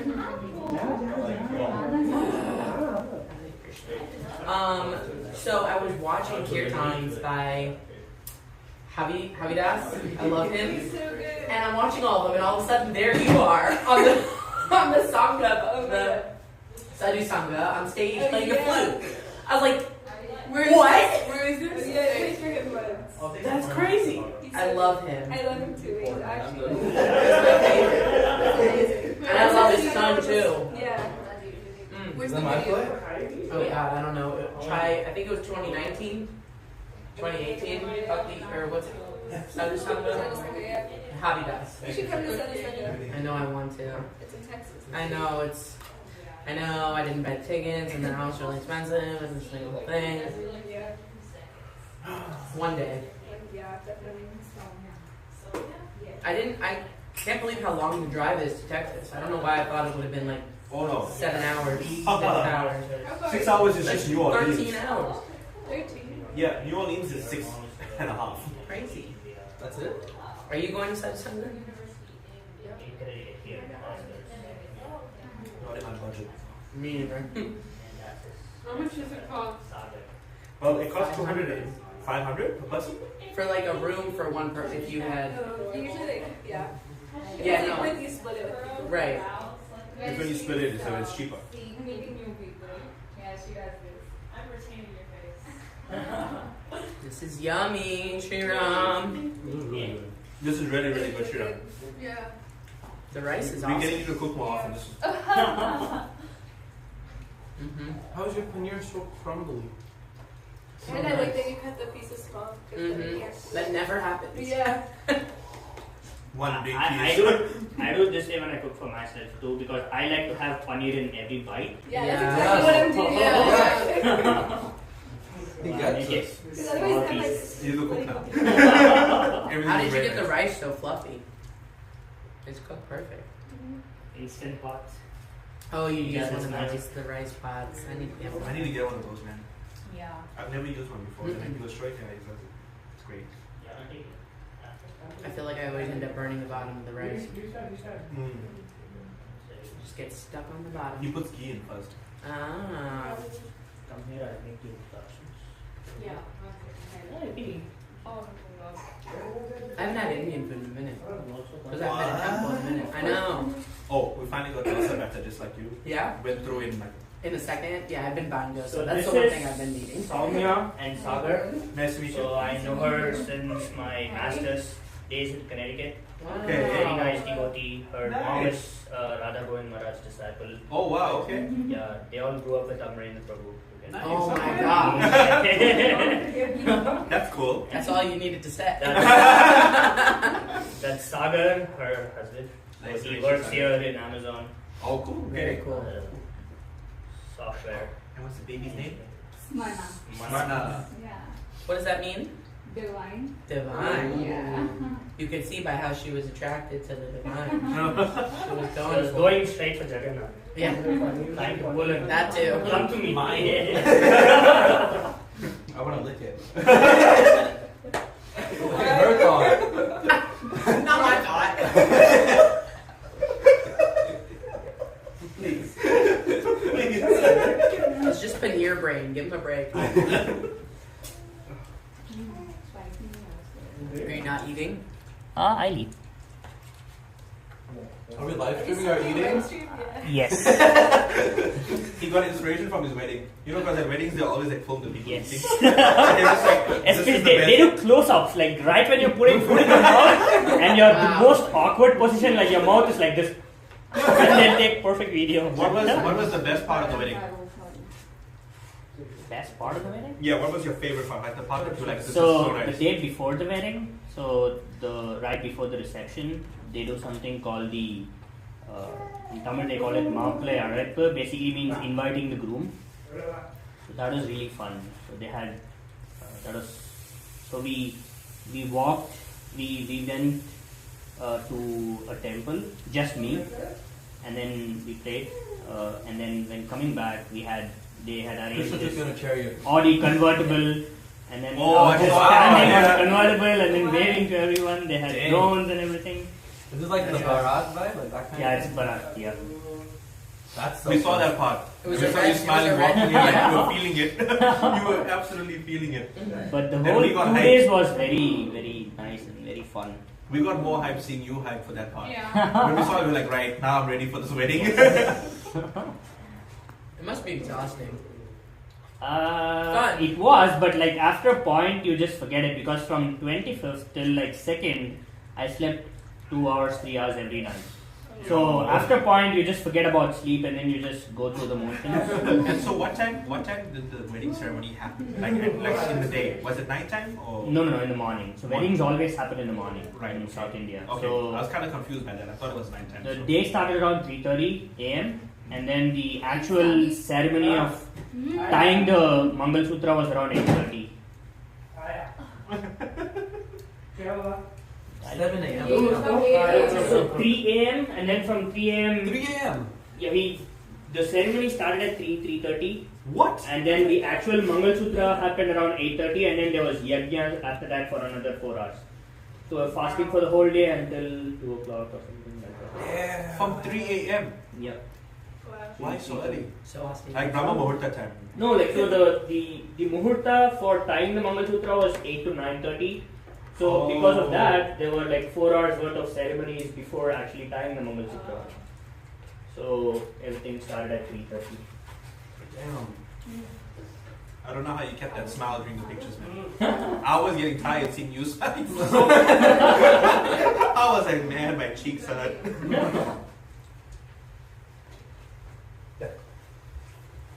You done? No. I think you. So how was it? How was it being with all your family so long? Yeah, that was the fun part. No need to cook. No cleaning, no cooking. So we have maids in India. So we have cooks. We have a cook. We have a maid. So everything is like very nice. You just go, sit in the dining table, and food comes to you. Nice. And then yeah, we went to Vrindavan and Kartik. That was really nice. How was that? Yeah. Must have been hectic though. Oh, it was so much crowd and Yeah, I could it imagine. was a nice experience. We're actually live stream. He knows. Yeah. He knows what he's doing. He knows what he's doing. Zoom in on Balaram.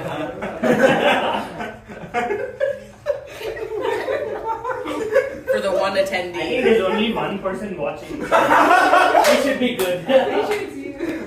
Let's send the link to Rangesh. Oh, shit. Send the link to Rangesh. Balaram is eating for you too. Oh, jeez. This is pretty good. I didn't eat breakfast, so this is like hitting the Yeah, spot. same. This is hitting the spot. Got up so early this morning. Sorry if the discussion was long, guys. You can't go wrong. I think we gotta stick to like one verse and that's it.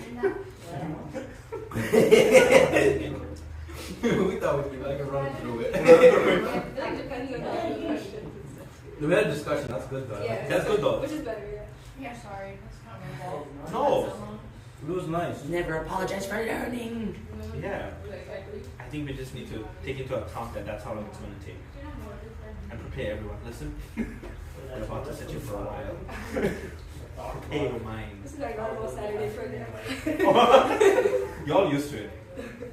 I'm not really. When we were in South Africa, they keep classes to between 35 to 50 minutes. Maximum. One of the acharyas. Yeah, 30 minutes is the greetings. I think it'd be really good to go into each acharya individually on one day, like each day, like you know. But it's so difficult, man. Some of them you cannot find information on at all. Like some of them they use the same picture. Like for a stretch of 5, they have one picture and also that's the picture for each one of them. Why Like, is it's the that? same person. There's no documentation of how they look, what they did. It's kind of just like this. The Gaudiya Math kind of just says this is who they were. They were the acharya between this time and this time.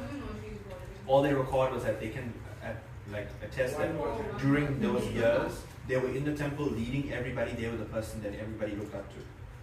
Then they died in a certain year, or another acharya was given the reins when they got How too many old. acharyas are there now? 32 from Krishna down to Prabhupada. And Prabhupada was the last one? Yeah, no gurus claim that they're acharyas. I think the only disciple group that claims that their guru is Acharya, even though he doesn't say he is Jayapataka Swami. They call him Acharya Pad and he doesn't like it. But Prabhupada accepted that he was an Acharya. Yeah, he accepted that he was the Acharya. He had to kind of, because it's like, he has to accept that that's his role. And he had to like live up to that standard. So the one right now he doesn't accept it because he doesn't. No, it's like people call him that affectionately. Like Okay. but him as the guru says, I am not an Acharya. Prabhupada is the last icon. Oh, okay. And then they're all like representing him. So will there not be another one or like? Well, I guess you got to give it time. Yeah. If there's a specific guru through whom like many disciples are there, and then his disciples become gurus, like then it'll be like all the Jayapataka Swami disciples basically. And if they have like their guru is Jayapataka Swami, then one of them becomes a guru, like Purushottam Swami, and then his disciple becomes a guru, and then there's like everyone kind of flocks to him, and he'll become that Acharya. But I don't think anyone would ever claim that they are now. You'll have to really be someone special to claim that you are. I think Prabhupada himself said that there's not going to be one for some time, so. I don't think even he like openly accepted he was the Acharya. I think they kind of put him in that position. No, he wrote that. He wrote that? He wrote his name. He wrote his name? Introduction. He did? Introduction, really? Bhagavad Gita. He kind of like took the reign. Yeah. But he wouldn't openly always say it though. I know that. He wouldn't know. That goes kind of against the principle of it all. Yeah. But it's more like an accepted kind of thing. I think he went more along the lines of like, he accepted his role for the purpose of it. Otherwise, he maintained a humble attitude. Yeah, time, honestly. The Acharya of space. Couldn't bring it to Mars. Elon Musk, Kirtan, Swami. Bhakti Vedanta, Elon Musk. Ooh. That is Agarad. That was so good. I was hungry and now I'm sad. This is the first time I actually like cashews in the rice. They're not squishy. Huh?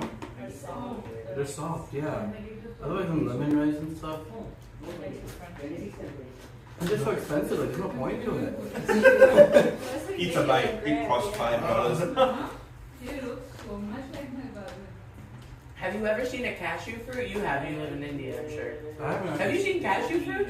No. You know that each cashew comes from a fruit? One cashew nut. Yes. Bro, I was looking this up yesterday. Hold A on. mini banana. Hold on. No, they look like little like bell peppers or pears. Oh, wow. Well, you mean a cashew is a mini banana? No, like, did it come from a mini banana? Look at this. Oh my god. Huh? That thing was just one.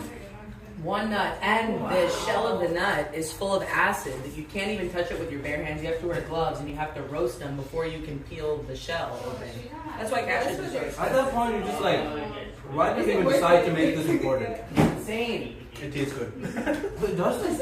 And at the cost of cashews, I wonder what it is to get a macadamia Like, nut. why did nuts Because ever become macadamia nuts popular? are so much more expensive. Let me look up macadamia. Let me tell you, when you go to an Indian store, like restaurant, especially like paneer like this, the secret ingredient is cashew powder. They make it a powder and they put it in like spice. It adds a lot to it. We were gonna do that today, but No, and now they're making. he probably did actually. I think it tastes good. Now there's like vegan meat out of cashew fruit. They're making like a plant-based meat alternative from cashew fruit. Yeah. Crazy. My mama is Babies distract me. Yeah. All of it. Everyone. Yeah, we all love it. I was like, I was like half there. My ovary now exploded. Okay. Nose especially. I'm full. Likewise. Both of them are there. I'm not like too full. I'm just like I So we're gonna sing Bar Bar Diye Aaye. Yeah, sure. Just happy birthday. Yeah, happy birthday. No, that song. What? The whole Bollywood song Bar Bar Diye Aaye. Barbara Dini, Yeah. So I'm leaving I for probably heard it. My dad listens to a lot of Bollywood. Or it's just happy birthday. And then Look, the, I think Yeah. you're happiest in this place. and then the bride's So weird. father will come and Very famous in South Africa. don't go Amongst and Indian put people. his hand in marriage. And there's, So what do you want to do?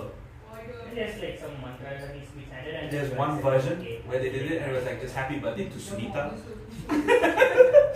So for everyone's birthday, happy birthday to Sunita, happy birthday. Like they just everyone's birthday is just Sunita. Because that's the song. From the Bollywood movie, the actress, like the character's name was Sunita.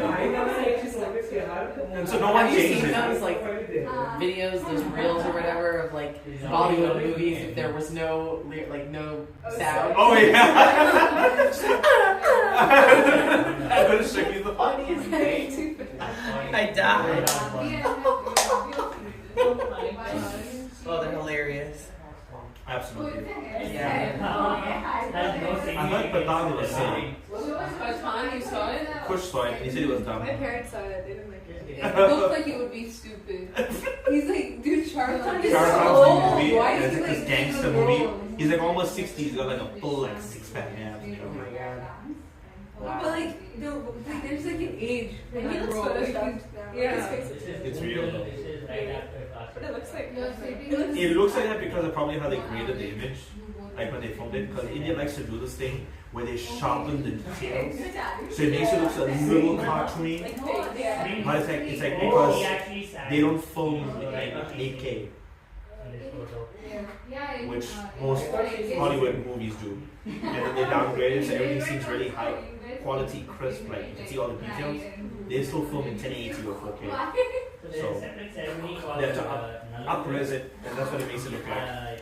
The EO. They don't have the money for It IMAX was about cameras. like spy stuff, right? There you have all these games. It was so I don't watch it. just had a bunch of And room fights sing and. and then Did you watch Patan? you search for rings in water. Was it? But it did well, right? It did box This is the Naruto, by the way. Yeah, it was like, oh, I want to go see you. I want to see the ball. Yeah. Nine. You didn't say it. What is wrong with you? You jam. You didn't say nine. That's weird. I told him he can only do Narada if he does Nada. Yeah. Now's your chance. I need those things in the temple. Oh, the clappers. So like Narada Muni is like known to like travel around the universes where like No, that's a very like movie thing that Yeah. just come in recently. It's just But they always funny. picture like Narada Muni as like Nada, you Nada, like the. but he's always chanting. But instead of like him chanting like Muhammad is like Nada. Dude, they have like ads with Narada Muni. Oh my god. So funny, the facial expressions. Like, I don't know.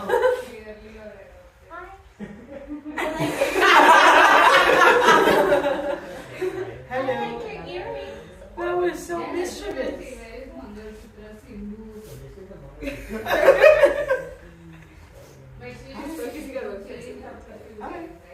We come in peace. Your eyebrows raised. Yeah. Then she looked at my lock screen and then she looked at you. Like she recognized Wait, something. I know him. She's like, I've seen this you before. smart cookie. You're very smart. You're very smart cookie. This came like last week and You're even really I'm smart. seeing these pictures. Yeah. for the first time. That sweater's the cutest stuff. Really smart. Why do they gotta make small sweaters like this? What do you mean? Maybe those are the sweaters. It's like small, it's cute. Yeah, it's like very they make cute. this tiny little sweater. Like, and like it just goes over her sleeves, you know, like Yeah. over her palms a little bit. Yeah. That's what I do when I get excited too. Just like, yeah. It's a sign. She pulled up the Ramayana from the bookshelf. She smiled. Like, oh yeah? You're giving it to me? She doesn't like toys. She doesn't like toys. She only likes books. Oh wow. Yeah, like we have toys on one side, books on one side. She'll only go for the books. That's it. Wow. The toys are just there, like all money down the drain. I'm not sure if you guys have this like Like, space what on are it, these? Yeah. but they have like where you have the book and the money. Yeah. I No, was don't waste waiting your for that. time, Maddie. Like, but then I realized a lot of people have never had that. I don't know, it's just like ISKCON thing. Yeah, I think it is. It's more like a Bengali thing from what I've heard. Wait, Really? what's a big one? Like that grain Have you had it? I've been So, distracted. for us three at least, on our grain ceremony, before they feed us the grains, they put the baby down and they have like the mat out and they put like the books and the money and like books and money and like the baby crawls and doesn't touches money. That's like which way they'll like lean towards the money. Did you have that? Have you heard of that? No, but what? Tell me what all of yours were. So I was the book. I picked the book. Nice. My sister picked the money. Nice. I don't know what I did. You know what I did? I don't think I even had that. Ask your mom. Text her now. I think it was a book. What did I pick? I think my only option was a book though. He just put one book down. Oh, so now in South Africa they put like a maranga. They put the Bhagavad Gita and they put What money. are you concerned about? Come here. Oh yeah.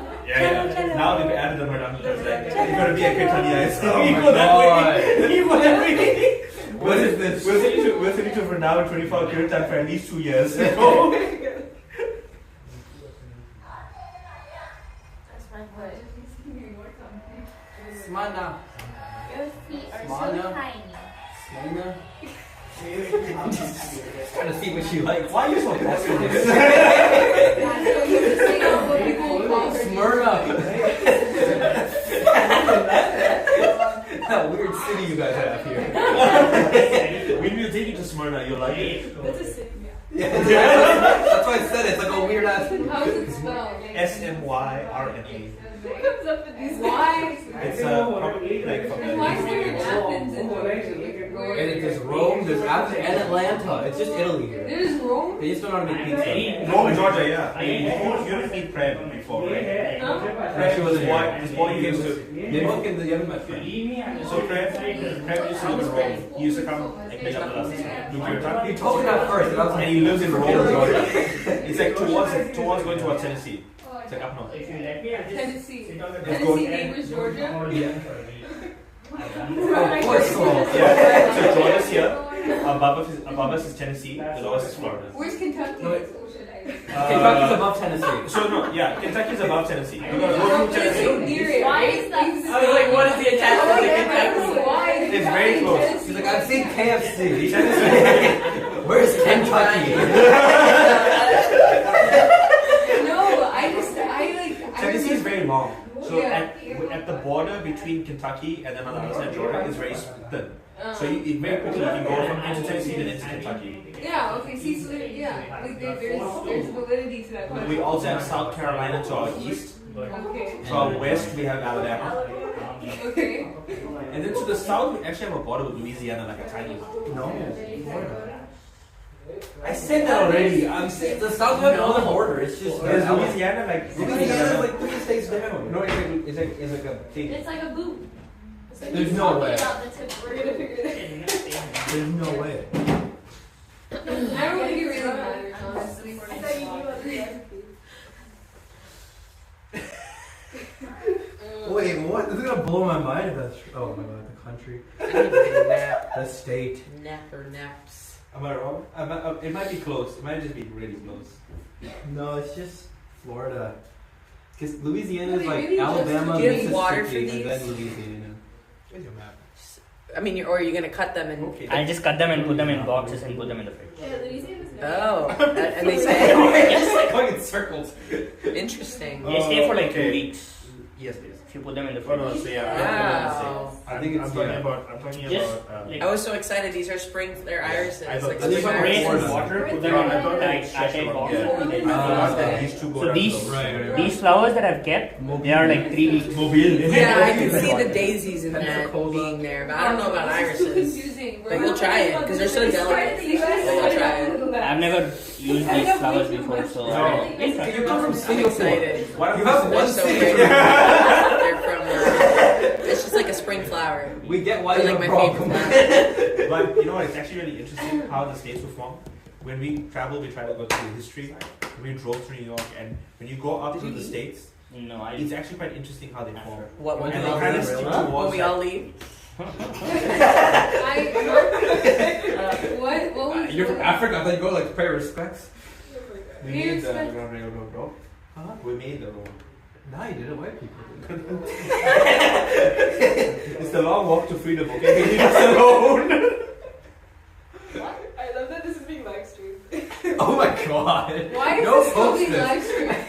The long walk to Because freedom is the name I of have to Nelson stop Mandela's it and book. then start it again for Kirtan. Oh, Then it needs to be a okay. separate stream. Well, we should do So Kirtan. it's okay. Oh, it's Kirtan time. But yeah, Nobody's watching, so. like No, for they instance, can't Google, watch They like, can history- watch it later. What? Google the history of North Carolina, Uh-huh. and the borders are quite dictated by Uh-huh. the Civil War, by the way the British control the area, but also by the native Indians.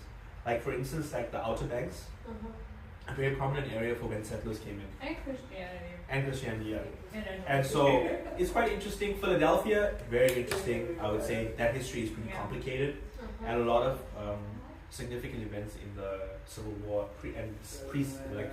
pre-settlement era, like when the first explorers came. That was like the area. First that came war. to- I went to a Revolutionary War. museum in Philadelphia. Oh yeah. But then I went to eat ice cream outside after, so I kind of just went to That was the highlight of my time.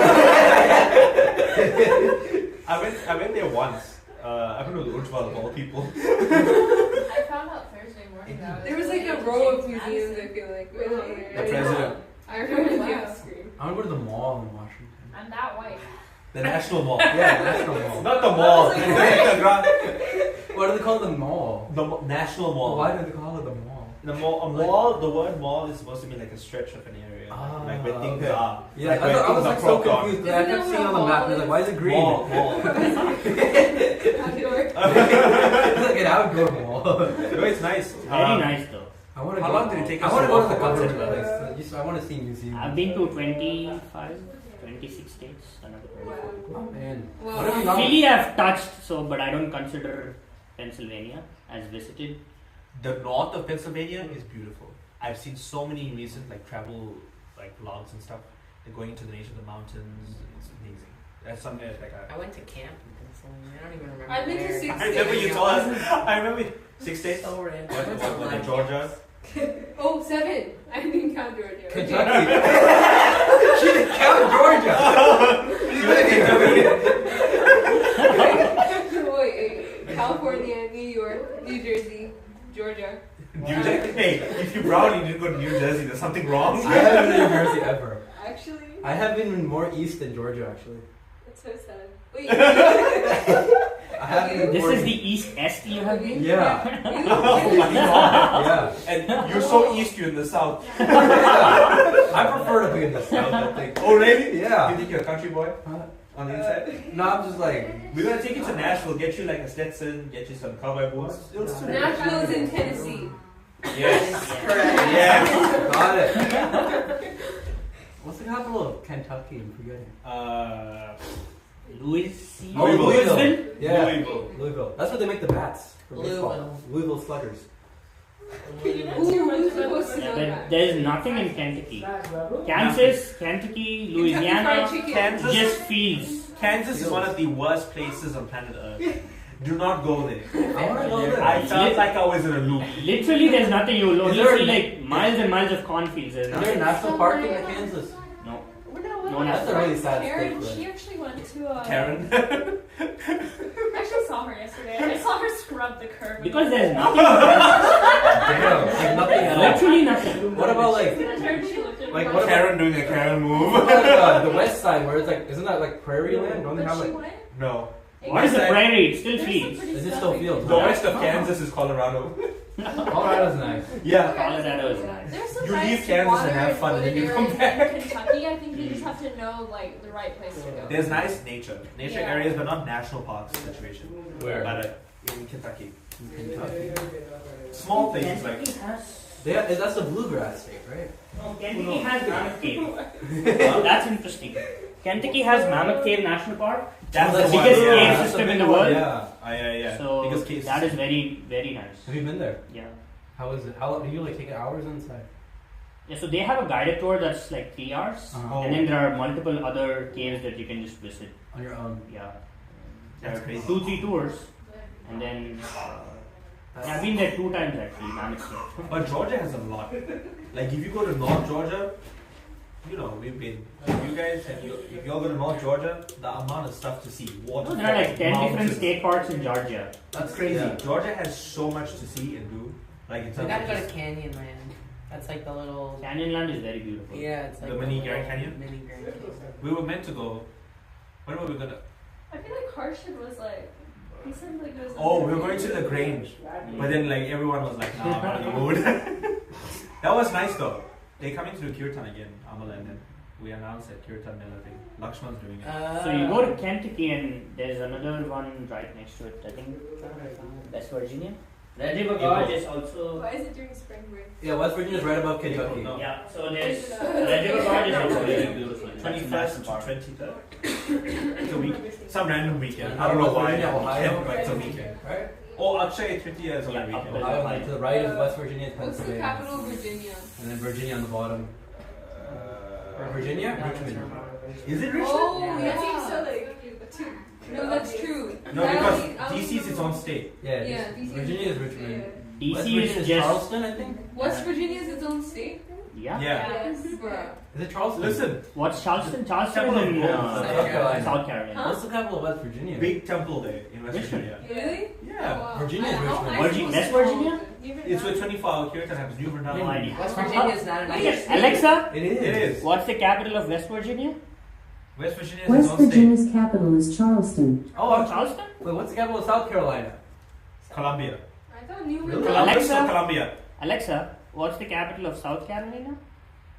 South Carolina's capital is Columbia. Columbia. Bro, I thought It's New between- England was in if you- like, near like Pittsburgh Wow, or this something. is I actually think good. It is. It is, right? If Yeah. So you- is West Virginia near Pittsburgh? Yeah, West. So Yeah. Virginia's there, then West Virginia's on the west side of it. Very funny. West Virginia is Actually, it's on the east of Virginia, no? It goes to the west. It's for sure on the west. Because east is the ocean. Wait, Pittsburgh Virginia, is West in Pennsylvania, right? Yeah. Okay. God, no, this is too much. I think you should just go to Pennsylvania's on I top think of we should Virginia. just stop. West We Virginia. should Let's just do end some this Kirtan. discussion. Yes, Let's do let's it. do do that. it. We were It's gonna do getting the late. Guru Vastika, My but we chore can do day. the Mahamatra. Continue. You're gonna do Guru Let's Vastika? do it. So we'll do the bhajan next time. Yeah, The the longer Sampradaya one. bhajan. Because next time we're gonna go in depth into Bhakti Vinod specifically, and Chaitanya Charitamrita is heavy on that one. In that case, we should just do Bhadra Rama. Because it's all thing. Listen. That, no, for next time, because that's just Chaitanya Mahaprabhu and onward. No, but he was saying the bhajan that says all the names of the Parampara. Oh, the Krishna. The one that Adigadada. Adigadada Prabhu sang. It's complicated though, man. Complicated. Okay. I just get There's my- no. I note to appreciate follow. the guy who like rhymed it. That's okay. Doesn't break. Was that the Jai Sachindan? No. No. The one that we're talking about is like it says all the names of the parampara and it's like super complicated. How does it start? Because I'm pretty sure this is the one I'm thinking of. Starts from Krishna, I think. Some Krishna word. It's Yeah. a hectic one. I don't know. Yeah. What I'm singing is that one, but it's maybe a different melody. Do we call Rakesh now? After the Kirtan? After. Right at the end of the Kirtan, we'll call him and then sing him happy birthday. How do you? Oh wait, I see it. Yeah. Very nice. Yeah. We should do It it just for. came like last week. It's very good. Good? Very good, yeah.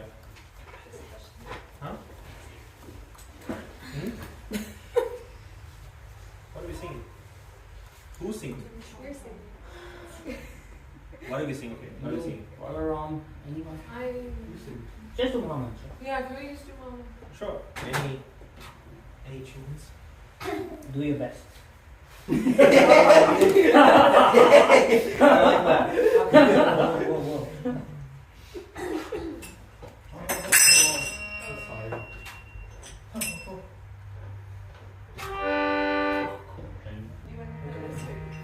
I got Can I You try? can- Can I try for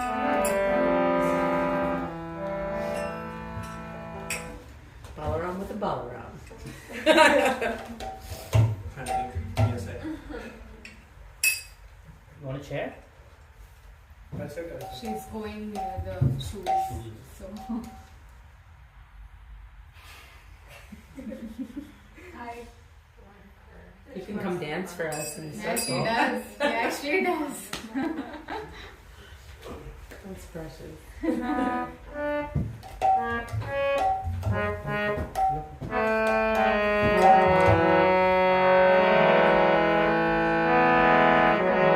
Yeah, wow. Can we reduce the volume? It's one of the knobs. You could reduce it down. We'll get a mic the next time. That's a nice harmonium. He's like, yeah. I have no idea. Did you get it from India? Krishna culture. Krishna culture. KrishnaCulture.com. Get everything.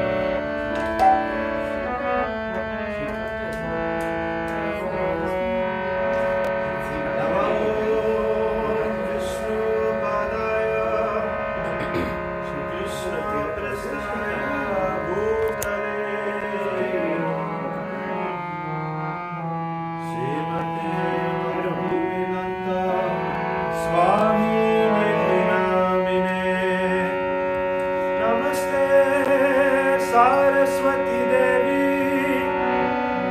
Gauravani Pracharine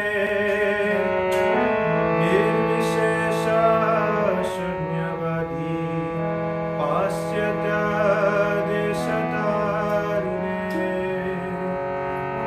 Shri Krishna Chaitanya Prabhu Nityananda Shri Advaita Gadadhara Srivasadi Gaura Bhakta Vrinda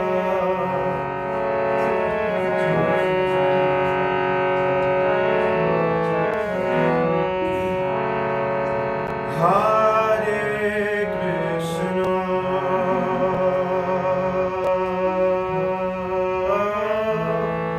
Hare Krishna Krishna Krishna Hare Hare Hare Ramo Hare Ramo Ramo Ramo Hare Hare Hare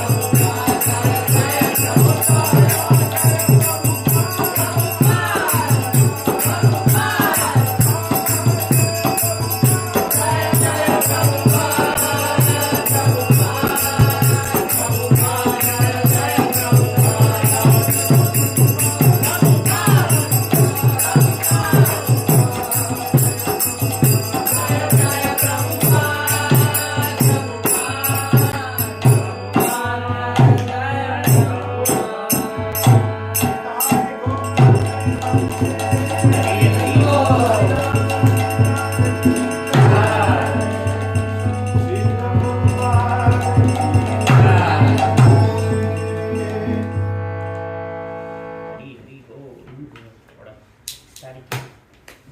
Real ecstatic. Cute star. Like dancing so happily. Just like, Constitutional Everybody's position. staring at me right now. I don't know if I like it. I think I'll I give you do. all over. That was like Kirtan. That was great. Yeah. That was Thank good. you That for your was service. amazing. So good. No, I'm not saying mine. I'm sorry. I was just, but you guys were wrongful. We're talking about Kirtan Fest. 21st? Did you April sing that Girls tune in also. the Kirtan Fest? Huh? Yeah. Yeah, that was nice. Hi. It's actually Snaina. Kadama family. I love It's actually quite sad. Kadama family Swami's health is going I down know. completely. So Hi. I don't know if he's coming for. I think he's in the confirmed list for the Sadhu Sangha, but I don't know. Is he? no, he's passing away. He can't Before that? drink and He's already like in his final weeks now. Oh. He's not taking any visitors or anything. I'm so grateful when I went to South Africa. I always dreamt as a child, like at least once, on playing Muganga for him. And so I went to Rath Yatra and he made me play for 3 hours straight. and then he gave me a hug and he's like, okay, now you sing. So I was like, that's it. At least I got that. So good. At least I got that in life. So it was good. You're coming for Sadhu Sangha?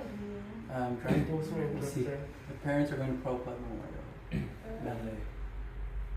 Anyone else? I'm going. Same You're going? Yeah. When is that? Huh? When is Labor that? Day. Same No, time. Memorial. Memorial Day. That used to be the thing where they used to do Prabhupada's Memorial on the Memorial Weekend in LA. Wow. And then Sadhu Sangha came in, so two things happened that weekend. Oh wow. I think they're going for Dance. 30 years, 20-30 years. It's only in LA that they do this? I didn't know it was. Is it like a Yeah. festival? It's like a Prabhupada festival, yeah. Wow. And it's Prabhupada style. You're going to that? No, I'm going to Samsung. Before we leave, I want to try to get Mangesh on the phone. Yes. Let's do that.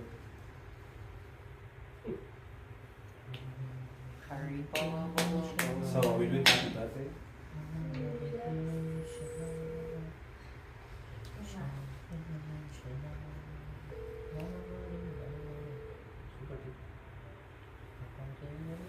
At least he doesn't have a ringback tone. Are we in that song? Yeah.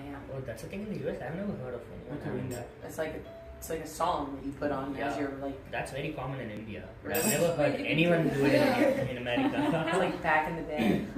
I still get people We call it caller tune. that I have to call at work that they have ringback phones. I'm like, what?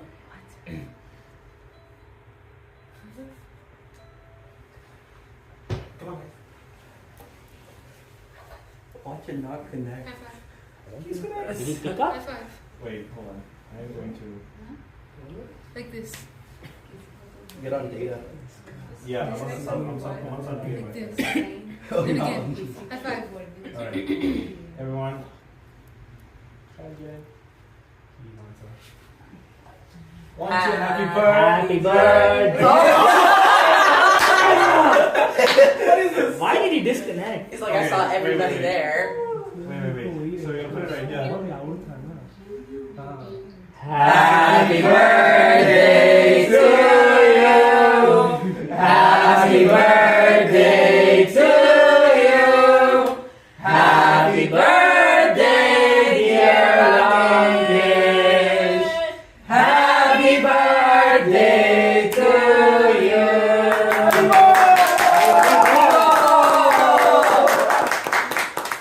Happy birthday, Rangesh. Happy birthday.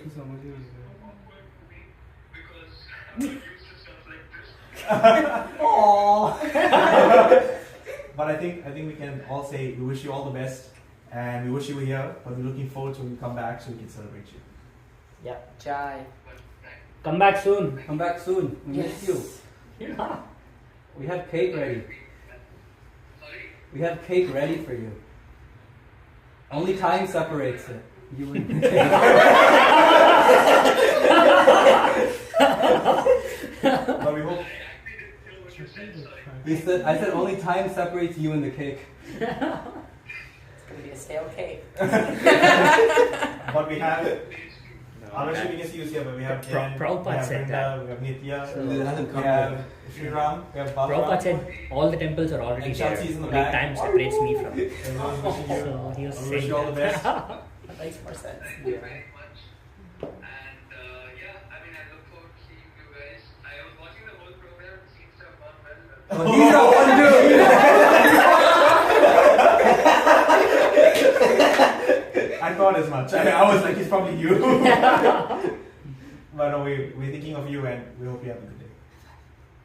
Yeah. But hope the program went well. You all had Prashadam? Yeah, everyone ate. It was delicious. Oh yeah. Sri Ram cooked everything and it was great. It was gonna bite-sized paneer pieces. cook, he's gonna cook from now on. It was very good. Besides your paneer, just comes your compassion. Oh, you made gulab jamuns? Yeah, the other day. The first one at Rangesh's place one time. Oh, nice. Okay. Well, we'll speak a bit more, but we wanted to call you, sing happy birthday for you, and wish you the best. Thank you so much. Thank you guys. Hare Hare Krishna. Bye. Okay, that's been memorialized forever. YouTube.